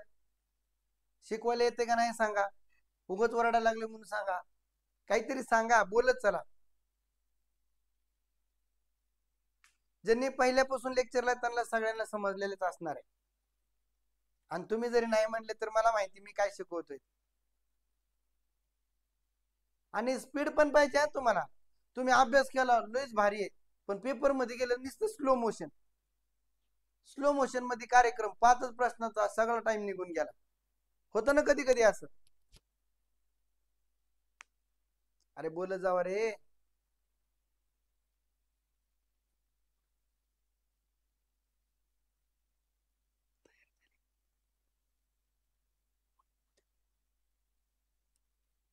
हा समजतंय?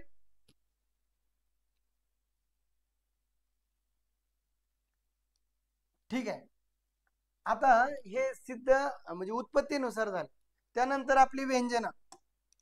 व्यंजना आपण आलो आता स्वरादी. आपल्याला अगोदर काय घ्यायला होतं? स्वरादी घ्यावं.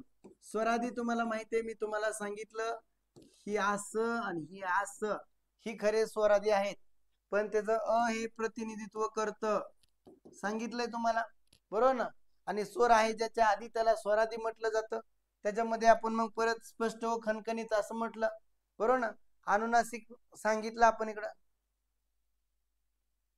आता त्याला गोळ्या भेटतात मेडिकल मध्ये. आता इथं समजतंय आणि गरीब पेपर मध्ये नाही समजत.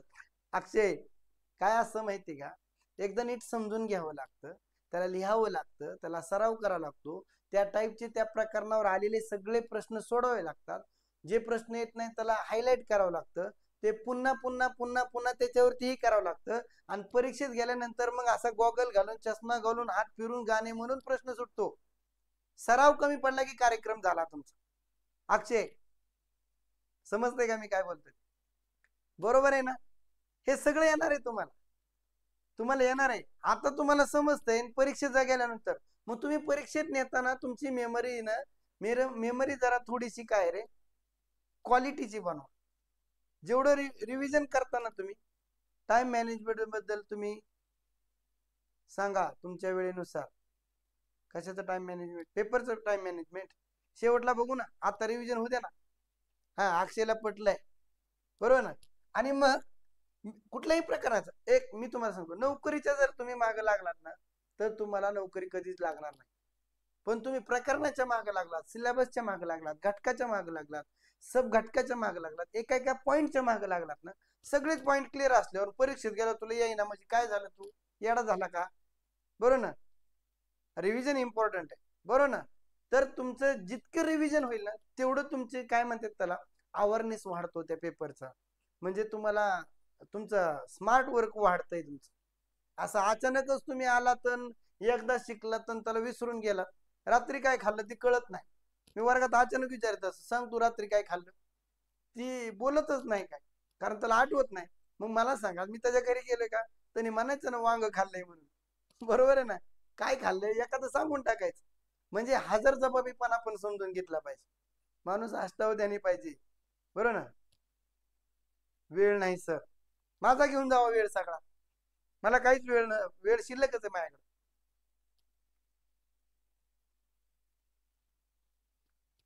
तुमच्यासारखं टीचर व्हायचंय सर, एक नंबर शिकवता तुम्ही. ठीक आहे, एक दिवशी आपण युट्यूबला जरा धिंगाणाच घालू. युट्यूबला हे सगळं लेक्चर आहे ना, वाटलं सर उद्या नाही नको ना, युट्यूबला डायरेक्ट जर रिव्हिजन घ्यायला गेलो ना आपण, तर अजून तर काहीच नाही, पहिलंच प्रकरण आहे.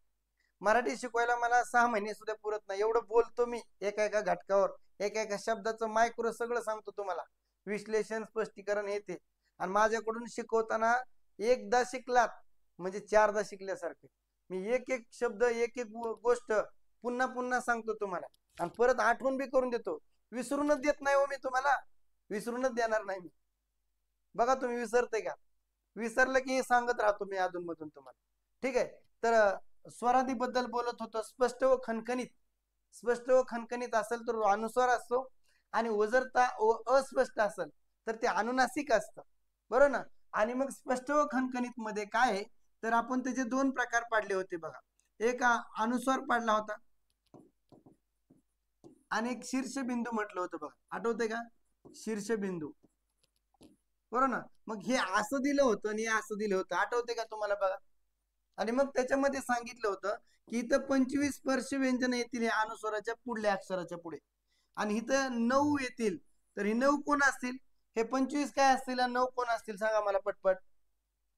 बोलत एक नाही तुम्ही, कशामुळे बोलत नाही काय माहिती.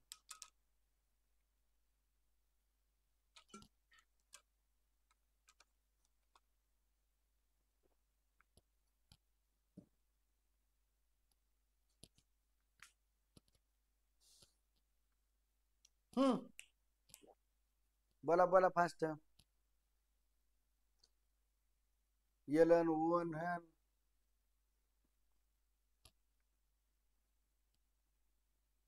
काय म्हणतात तुमची, तुम्हालाच कळत.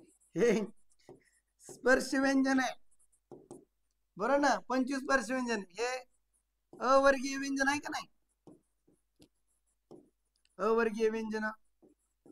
ह्याला आपण दुसरा शब्द दिला, अवर्गीय व्यंजन, वर्गीय व्यंजन.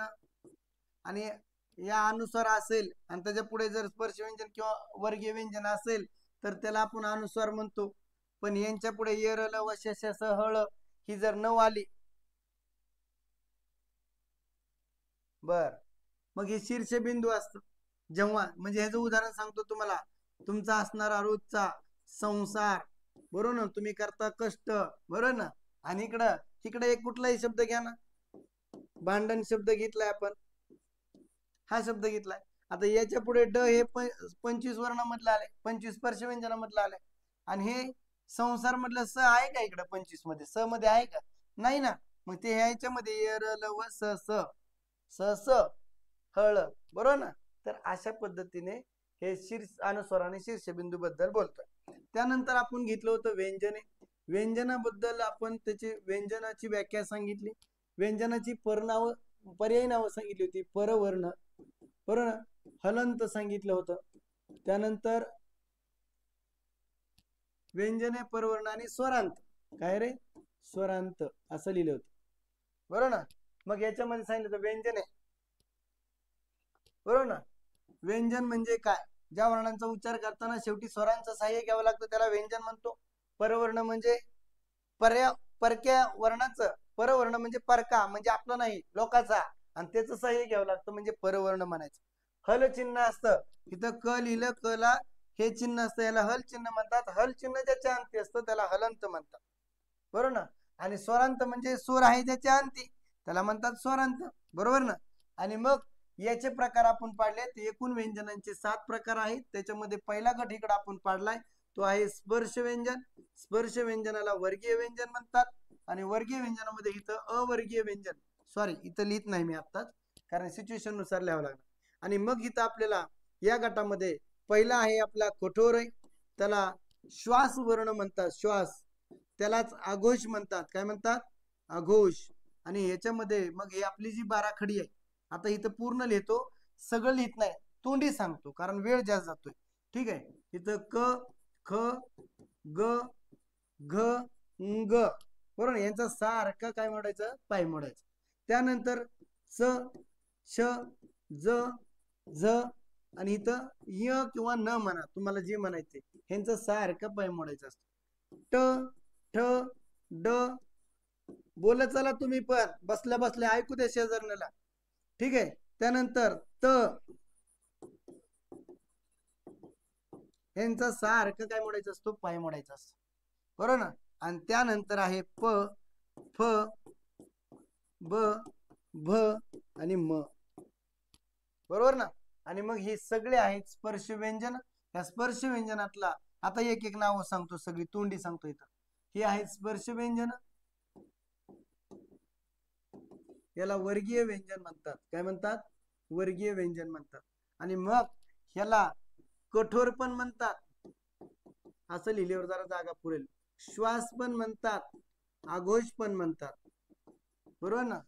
परत ही जी दोन आहेत, हे दोन आहेत, ह्यांचं इकडे लिहितो, यांना म्हणतात मृदू, यांना म्हणतात नाद, यांना म्हणतात घोष, बरोबर ना.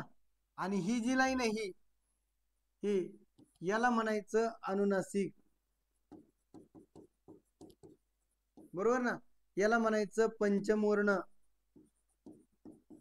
आणि यांनाच म्हणायचं परसवर्ण. आणि ही आहेत आपली फक्त 25. ही किती येत? 25 आहेत का जागे? बोलत चला, काय काय अडचण आहे ती. ठीक आहे. आणि मग हे मूळचे कठोर व्यंजन 10 आहेत, पण याच्यामध्ये शेष असं मिळवलं जातं. इकडे बाजूला गेल्यावर जरा ब्लर होतं का नाही. आणि मग हिचं आहे मृदू व्यंजन, त्याला नाद व्यंजन किंवा घोष व्यंजन म्हणतात, बरोबर ना. आणि मग याच्यामध्ये याचा उच्चार आहे कठोर, मोठा, कर्कश अशा पद्धतीने होतो. ह्याचा उच्चार आहे तो कसा होतो रे? मृदू, मऊ, कोमल असा होतो. आणि अनुनासिक, अनु म्हणजे अनुनासिक, अनु म्हणजे जरासं, नासिक म्हणजे नाक, बरोबर ना. मग जरासा नाकातून उच्चार होतो त्याला अनुनासिक म्हणायचं. पंचमवर्ण का म्हणायचं? ते 1 2 3 4 5व्या लाईनीवर येतात हे, म्हणून ह्याला पंचमवर्ण म्हणतात. परसवर्ण म्हणजे जेव्हा अनुनासिक आपण परसवर्णाने लिहितो, जसं घंटा आणि घंटा शब्द लिहितो, भांडण आणि भांडण शब्द लिहितो, तर तिथं आपण काय करतो रे? तर शेवटी आपण हे सवर्ण आहे, सवर्ण म्हणजे एकाच उच्चार आहे, यांचा कंठ आहे, यांचा तालु आहे, यांचं मूर्धन्य आहे, यांचं दंत आहे, यांचं ओष्ठी आहे, म्हणजे उच्चार स्थान. आणि मग या उच्चार स्थानातला हे सवर्ण गटातील शेवटचा हे येऊन काय होतं रे? अनुनासिकाने लिहिलं जातं. अशा पद्धतीने आपण इथं जे सांगतोय तुम्हाला व्यंजनामधली ही सगळी माहिती. आणि मग एकूण मृदू व्यंजन मूळची हितली स्पर्श व्यंजन गटातली 10 येतं, परंतु यांच्यामध्ये 21 आहेत परत. मग 21 कशी येतात? तर 21 अशा पद्धतीने येतात. हे झाले आपले 25, बरोबर ना. आणि यामध्ये य, र, ल, व, श, स, श आणि ह आणि ळ ह्यांचा सारखा पाय मोडलेला असतो, बरोबर ना. आणि ह्यांना म्हणायचं अवर्गीय व्यंजन आहे, बरोबर ना. रिव्हिजन आहे म्हणून फास्ट आहे. मग हे येरलव माहिती 4 आहेत, म्हणजे यांना अर्धस्वर म्हणतात, यांना अंतस्थ स्वर म्हणतात, यांना ईषद विवृत्त म्हणतात. त्यानंतर शेष हे 3 आहेत, हे आहेत उष्मे वर्ण, बरोबर ना. उष्मे वर्णाला काय म्हटलं जातं? घर्षक म्हटलं जातं, त्याला सितकार म्हटलं जातं, त्याला ईषद स्पृष्ट वर्ण म्हटलं जातं. आणि ह हा महाप्राण आहे, ळ हा स्वतंत्र वर्ण आहे, हा द्रविडीय वर्ण आहे. आणि मग हे 10 आले आणि मूळचे परत हे 3 घेतले तर हे झाले कठोर वर्ण, एकूण कठोर वर्ण. बरोबर ना. त्यानंतर मृदू व्यंजन इथली मूळची 10 आहेत. 10 हे अनुनासिक पण व्यंजन आहेत, हे यांचा पण समावेश मृदू वर्णामध्ये होतो. आणि मग हे झाले किती रे? 15 झाले. बरोबर ना. मृदू वर्ण किती, मृदू व्यंजन किती येतं? 21 आहेत. मग हे 15 आणि हे 4 किती झाले? 19. आणि हे 2 काय झाले रे? 21 झाले. एकूण मृदू व्यंजन हे 21 आहे. ते पीपीटी मध्ये तुम्हाला दाखवता येत नव्हतं मला हे, की नेमकं कसं आहे काय. हे गरगर गरगर हात फिरतो. पण तिथं पीपीटी मध्ये काय होत होतं, पीपीटी जर ह्या आपल्या डिजिटल बोर्डवर घेतलं, थोडे जर 4-5 अक्षर लिहिले की लगेच काय होतं, ते पीपीटी बोर्ड बंद पडतो आणि लगेच चालू होतो. 15 + 4 + 2 = 21. करेक्ट. काय अडचण आहे तुम्हाला याच्यामध्ये? नसावी. अनुनासिक 5 आहेत, पंचमूर्ण म्हणा, त्याला परस्वर्ण म्हणा. तर ही झाली आपली सगळी व्यंजन. या व्यंजनामध्ये परत आपल्याला सगळ्यात महत्वाचा मुद्दा, सगळी सांगितली पण परंतु मृदू वर्ण म्हटलं पाहिजे तर याला म्हणतात 37. एकूण मृदू व्यंजन हे किती आहेत रे? 21 आहेत. एकूण कठोर महत्वाचे सांगतोय,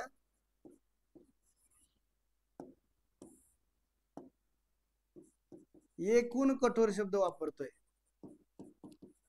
एकूण कठोर किती आहेत रे? तर 13 आहेत. आणि मग ह्याच्यावर एक उपप्रश्न विचारला होता, कठोर महाप्राण किती? कठोर महाप्राण किती? मग परत ते आपल्याला कळलं पाहिजे की एकूण कठोर 13 आहेत आणि त्याच्यात त्या उभ्या आडव्या लाईनीमध्ये महाप्राण किती येत आहे आणि त्यातले एकूण कठोर महाप्राण किती येतात? तर 8 येतात. कशी येतात तर दाखवायचं असेल तर परत लिहावं लागेल आपल्याला, पण नाही लिहित, समजून घ्या तुम्ही. कठोर महाप्राण आणि कठोर महाप्राण मधले राहिलेले अल्पप्राण 5 असणार, कारण 5 आणि हे 8 अधिक असते 13 आणि 13ची बेरीज त्यांची ह ची छटा आढळते, ते ह म्हणजे कठोर वर्णापैकी महाप्राण कोणते, आणि त्यातले राहिलेले 5 आहेत. काय अडचण आहे कोणाला? तुम्हाला एक सांगतो, कुणीतरी येतंय तात्पुरतं तेवढ्या पुरतं बघतंय परत निघून जातंय, त्याला लिंकच लागत नाही आणि त्याला आयुष्याची पण लिंक लागलेली नाही. अरे थोडं झगडा लागल, जमवावं लागल. तुम्हाला माझ्याकडे बघून काहीतरी वाटत असेल की माणूस 1.5 तास झालं तळमळीने शिकवतंय, जर तुम्हाला मोबाईल मध्ये बघू वाटत नसल किंवा मग कसं तरी करू काय, अरे करणारा करत असतो पण ज्याला करायचंच नाही त्याचं लय अवघड आहे आणि त्याला आयुष्यात काहीतरी करावंच लागणार आहे. आणि म्हणून तुम्हाला सांगतो प्रामाणिकपणे, मी अगोदर शिकून सुद्धा तुम्हाला डबल रिव्हिजन घेतोय, परत एक एक घटक घेतोय. उशीर होणार आहे, आता एवढं डिटेल्स मध्ये शिकवतोय तर उशीर होणार आहे. लेक्चर बी रोज रेग्युलर चालू आहे. अनावधानाने कुणाची तब्येत बिघडली, तांत्रिक अडचण झाली, त्या दिवशी मोकळ्या मनाने म्हणायचं सुट्टी तर सुट्टी, हो रे. बरोबर ना. कारण तुमचं सुट्टी म्हणल्यानंतर तुमचं बुडणार आहे का काय, तर नंतर शिकवावंच लागणार. ठीक आहे. शेवटच्या 2 मिनिटात तुम्हाला काय अडचण असेल तर विचारा. हा दिलंय नोट्स मध्ये बघा, मृदू महाप्राण आहेत, कठोर महाप्राण आहेत, कठोर अल्पप्राण. एकूण कठोर अल्पप्राण किती आहेत? सगळे अल्पप्राण 21 आहेत. हे सगळं दिले ना, छोट्या छोट्या गोष्टी सगळ्या, सगळं नोट्स मध्ये दिलंय, बघून घ्या. काल नोट्स टाकली तुम्हाला पूर्ण, परत अजून एक टाकली, त्याच्या अगोदर एक टाकली आहे. आज स्टेट बोर्डाची पुस्तकं टाकलेत, मागच्या झालेल्या टीईटीच्या ओरिजिनल प्रश्नपत्रिका टाकलेत. बरोबर ना. अजून काय पाहिजे सांगा. माझं एक काम करा फक्त, आणि तुम्हाला त्यात ऑफर दिले, मला कंपनीने सांगितलंय, प्रत्येक ज्या ऍडमिशननी एक ऍडमिशन करेल त्याला 1 वर्ष नोट्स खूप छान आहेत सर. नोट्स कधी छान वाटणार माहिती का तुम्हाला? ज्यावेळेस माझ्याकडून शिकताल आणि त्यावेळेस वाचताल. आता तुम्ही नोट्स समोर घेतल्या, बोंबलला काही कळणार नाही तुम्हाला. ज्यावेळेस माझ्याकडून चांगलं शिकताल आणि परत वाचताल, आणि ज्याला कळत नाही, समजत नाही, आणि समजत नाही, म्हणजे आपल्याला समजत नाही पण समजत नाही, त्यांनी एकदा दोनदा नोट्स वाचायची. जे काय मास्तर शिकवणार आहे त्याच्या अगोदर वाचून घ्यायचं, आणि वाचल्यानंतर परत शिकवलं की नंतर परत वाचायचं. फिनिश होते. तुम्ही काही टेन्शन घेत नाही. एक प्रकरण धरलं ना, झोपेतनं उठलं की नोट्स घ्यायची आणि वाचायची. 15-20 मिनिटात तर वाचून होऊन जाते आपलं सर. एवढं आणि एवढं रिव्हिजन केल्यावर का नोकर लागणार नाही? किती फक्त त्याला वाचता यावं, फक्त एवढीच अपेक्षा आहे. वाचता आले की होणार तो. अरे बरोबर का नाही? हसत जावं जरा. स्कीम काय? स्कीम मी एक डेमो टाकतोय तुम्हाला, आणि त्या डेमो मध्ये काय, हा टाकतो. नाव असंही सांगाल, सगळी नावं सांगतो, सगळी मुखतगत आहेत. फास्ट बोलण्याच्या अनावधानाने एखादा अक्षर नाही आठवलं, शब्द नाही आठवला, पण सगळं सांगतो तुम्हाला, सगळं पाठवतो, डिटेल्स मधलं पाठवतो. हा, स्कीम अशी आहे की मी तुम्हाला डेमो टाकलेला आहे एक, तुम्ही जॉईन करताना तो डेमो तुम्ही तुमच्या डीएड बीएडच्या ग्रुपला टाका. एवढंच माझं प्रामाणिक तळमळीने काम करायचं, कारण मी महाराष्ट्राबरोबर पोहोचू शकत नाही. चांगलं शिकवणारी माणसं कधी कधी कोपऱ्यातच पडलेली असतात, ती शिकवतच बसली असतात इमानदारीने, पण ते नॉलेज महाराष्ट्रात कुठेतरी पसरलं पाहिजे. चांगलं चॅलेंज देऊन सांगतो, चॅलेंज देऊन मराठी आपल्यासारखं कोणी पण शिकवून दाखव, असं म्हणू नाही, गर्व नसू नाही, गर्व नाही, शिकवण्यावर अभिमान आहे माझा. आणि म्हणून तुम्हाला फक्त एकच गोष्ट लक्षात घ्या, एकच गोष्ट लक्षात घ्या की तुम्हाला दिलेला डेमो तुम्ही इतरांना पाठवला आणि तुमच्या ओळखीच्यांना ऍडमिशन घ्यायला लावलं, फीस पण कमीच आहे, यशाची पण हमी आहे, फी कमी, यशाची हमी, भवितव्यात तुम्ही शिक्षक तुम्ही, आणि 1 वर्ष व्हॅलिडिटी तुम्हाला मोफत देणार आहे. ज्यांचं त्यांनी नाव सांगायचं, बऱ्याच जणांनी दिलेत मला ऍडमिशन, तसे मी त्यांचे आभार व्यक्त करतो. कारण मी एवढं बोलतोय, 10 जणांना बी तेवढं शिकवायचंय, 500ला बी तेवढं शिकवायचं, 600ला बी तेवढं शिकवायचं. यांनी काय होतं माहिती का, 2 पैसे जास्त आले तर नवीन शिक्षक लावून, नवीन काही गोष्टी करून, नवीन तुम्हाला मार्गदर्शन करणारे शिक्षक आपण 1-2 आणखी घ्यायचा नाद आहे माझा. पैसे वसूल झाले तुमचे, ओके, धन्यवाद. अशा कमेंट्सने आम्हाला प्रेरणा मिळते खरं सांगायला म्हणजे. ठीक आहे, काय अडचण कोणाला, सगळ्यांना डेमो शेअर करा. तुम्हाला डेमो पण सेंड करतो, एकदा टाकून द्या, मी जेवढं टाकले तेवढं. हो सर, खूप छान शिकवतो, ओके, धन्यवाद, धन्यवाद. काय अडचण कोणाची, ग्रुपला कोण ऍड झालं नसेल, महाराष्ट्राच्या वतीने, राज्य शिक्षक परिषदेच्या वतीने आणि IBPS पॅटर्नच्या वतीने, सगळ्यांच्या वतीने एक विनंती करतो की ग्रुपला ऍड व्हा. 9403388249 नंबर आहे गरीबाचा, या आडा मासाच्या शिक्षकाचा नंबर 9403388249 आहे. ठीक आहे, बुक लागली असेल, घरचे म्हणत असेल काय मास्तर बडबड करतय, थांबायचं, टाका गुड नाईट सगळे मोकळ्या मनाने.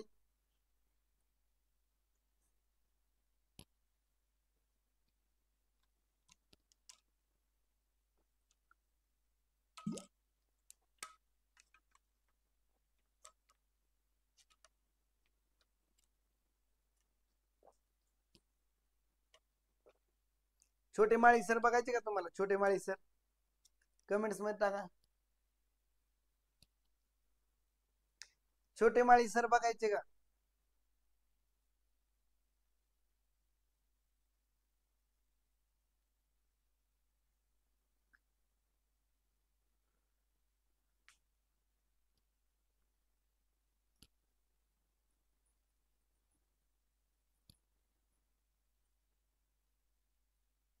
ओके, आर्यन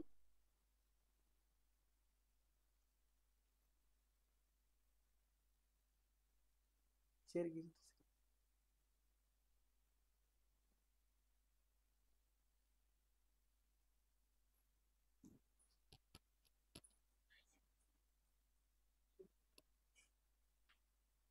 थांब थांब थांब,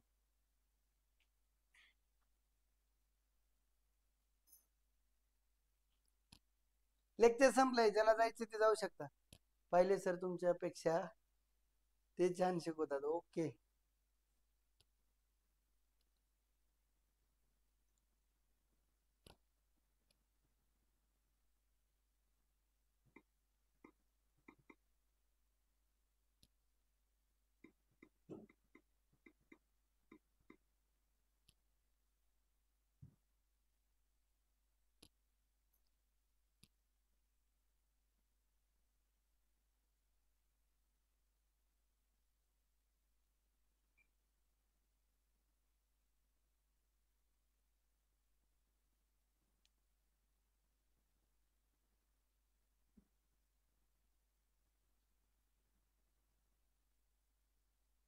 युट्यूबला सबस्क्राईब करून घ्या कोण राहिलं असेल तर.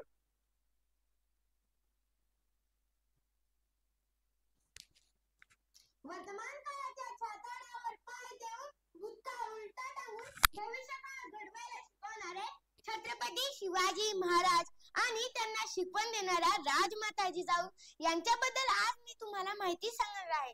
प्रथम मी राजमाता जिजाऊ यांना नमन करतो.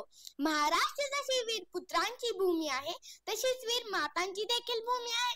सन्माननीय आदरणीय व्यासपीठ, व्यासपीठावरील मान्यवर आणि इथे जमलेल्या माझ्या मित्र मैत्रिणींनो, स्वराज्याचा जिने घडविला विधाता, धन्य ती स्वराज्य जननी जिजामाता, धन्य ती स्वराज्य जननी जिजामाता.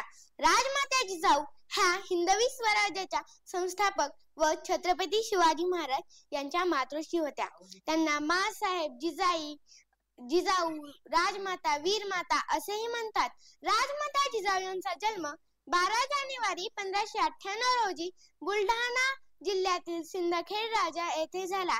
त्यांच्या वडिलांचे नाव लखुजीराव जाधव व आईचे नाव म्हाळसाबाई हे होते. जिजाऊंचा विवाह डिसेंबर 1605 मध्ये शहाजीराजे भोसले यांच्याशी झाला. जिजाऊ लहानपणापासून युद्ध, शिक्षण व राजनीती इत्यादी मध्ये कुशल होत्या. त्यांना मराठी, फारसी, संस्कृत, कन्नड, तेलुगू, उर्दू, हिंदी अशा बहुभाषा अवगत होत्या. जिजाऊंचे जीवन म्हणजे संस्कारांचा खजिना होता. मातृत्व, नेतृत्व व कर्तृत्व या 3 गुणांचा संगम माता जिजाऊ झाला होता. राजमाता जिजाऊंनी स्वराज्याचे भव्य स्वप्न पाहिले होते, म्हणून तिच्या योगदानाची किती वर्णावी महती. तिच्या प्रत्येक कृतीतून झाली स्वराज्याची निर्मिती, तिच्या प्रत्येक कृतीतून झाली स्वराज्याची निर्मिती. प्रत्यक्षात हिंदवी स्वराज्याची संकल्पना प्रत्यक्षात साकार करण्यासाठी राजमाता जिजाऊंनी शिवरायांवर बालपणापासून उत्तम संस्कार केले. त्यांना रामाच्या व कृष्णाच्या गोष्टी सांगत असत. स्त्रियांवर अन्याय झाल्यावर योग्य तो न्याय देणे, अपराध करण्यास कठोर शिक्षा देणे इत्यादी. नंतर जिजाऊंनी शिवरायांना घोडे स्वारी, तलवारबाजी, ढालबाजी इत्यादी शिकवण जिजाऊंनी शिवरायांना दिली. शिवराय जेव्हा मोठ्या मोहिमेवर जात तेव्हा जिजाऊ स्वतः राज्याच्या कारभारावर लक्ष ठेवत असत. जे मोठ्या मोठ्या सरदारांना जे जमले नाही ते माता जिजाऊंनी करून दाखवले, म्हणून शिवराय एक आदर्श राजे ठरले. रयतेचे राजे ठरले, जनतेचे राजे ठरले, छत्रपती राजे ठरले. शिवराय म्हणजे जगताचा राजा माझा, गरिबांचा कैवारी, नाद भवानी दरी दरीतून जय भवानी, जय शिवाजी शब्द पडिते अपुरे, अशी शुभाची किती तलवार शोभून दिसे जगती, अवघ्या जगाचा शिव छत्रपती, लखलख चमचम तळपत होती शुभाची तलवार, महाराष्ट्राला घडविणारे तेच खरे शिल्पकार, तेच खरे शिल्पकार. दुर्दैवाने अशा या आदर्श माता जिजाऊ यांचे निधन इसवी सन 1674 मध्ये रायगडाच्या पायथ्याशी पाचाड या गावी झाले. मित्रांनो, आज प्रत्येकाला गरज आहे ती छत्रपती शिवाजी महाराज आणि राजमाता जिजाऊ यांचे गुण अंगी बाळगण्याची व त्याप्रमाणे कृती करण्याची. जाता जाता एवढेच म्हणेल, वीर कन्या वीर पत्नी होत्या जिजाऊ राजमाता, त्यांनी घडविला महाराष्ट्राचा भाग्यविधाता, महाराष्ट्राचा भाग्यविधाता. एवढे बोलून मी माझे छोटेसे भाषण संपवतो. जय हिंद, जय महाराज, जय कर्मवीर.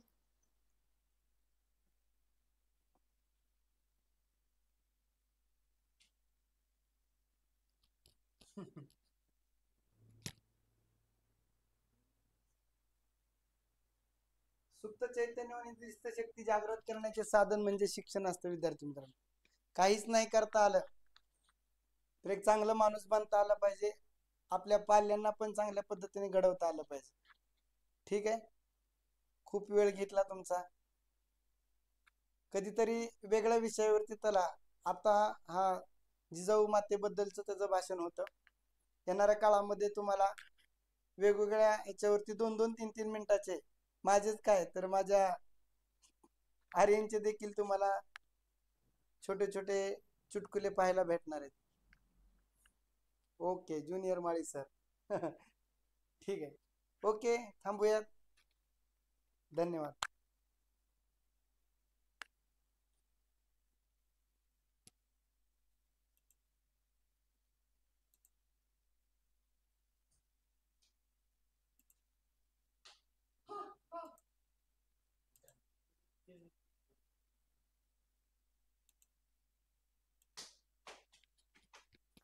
बंद करा.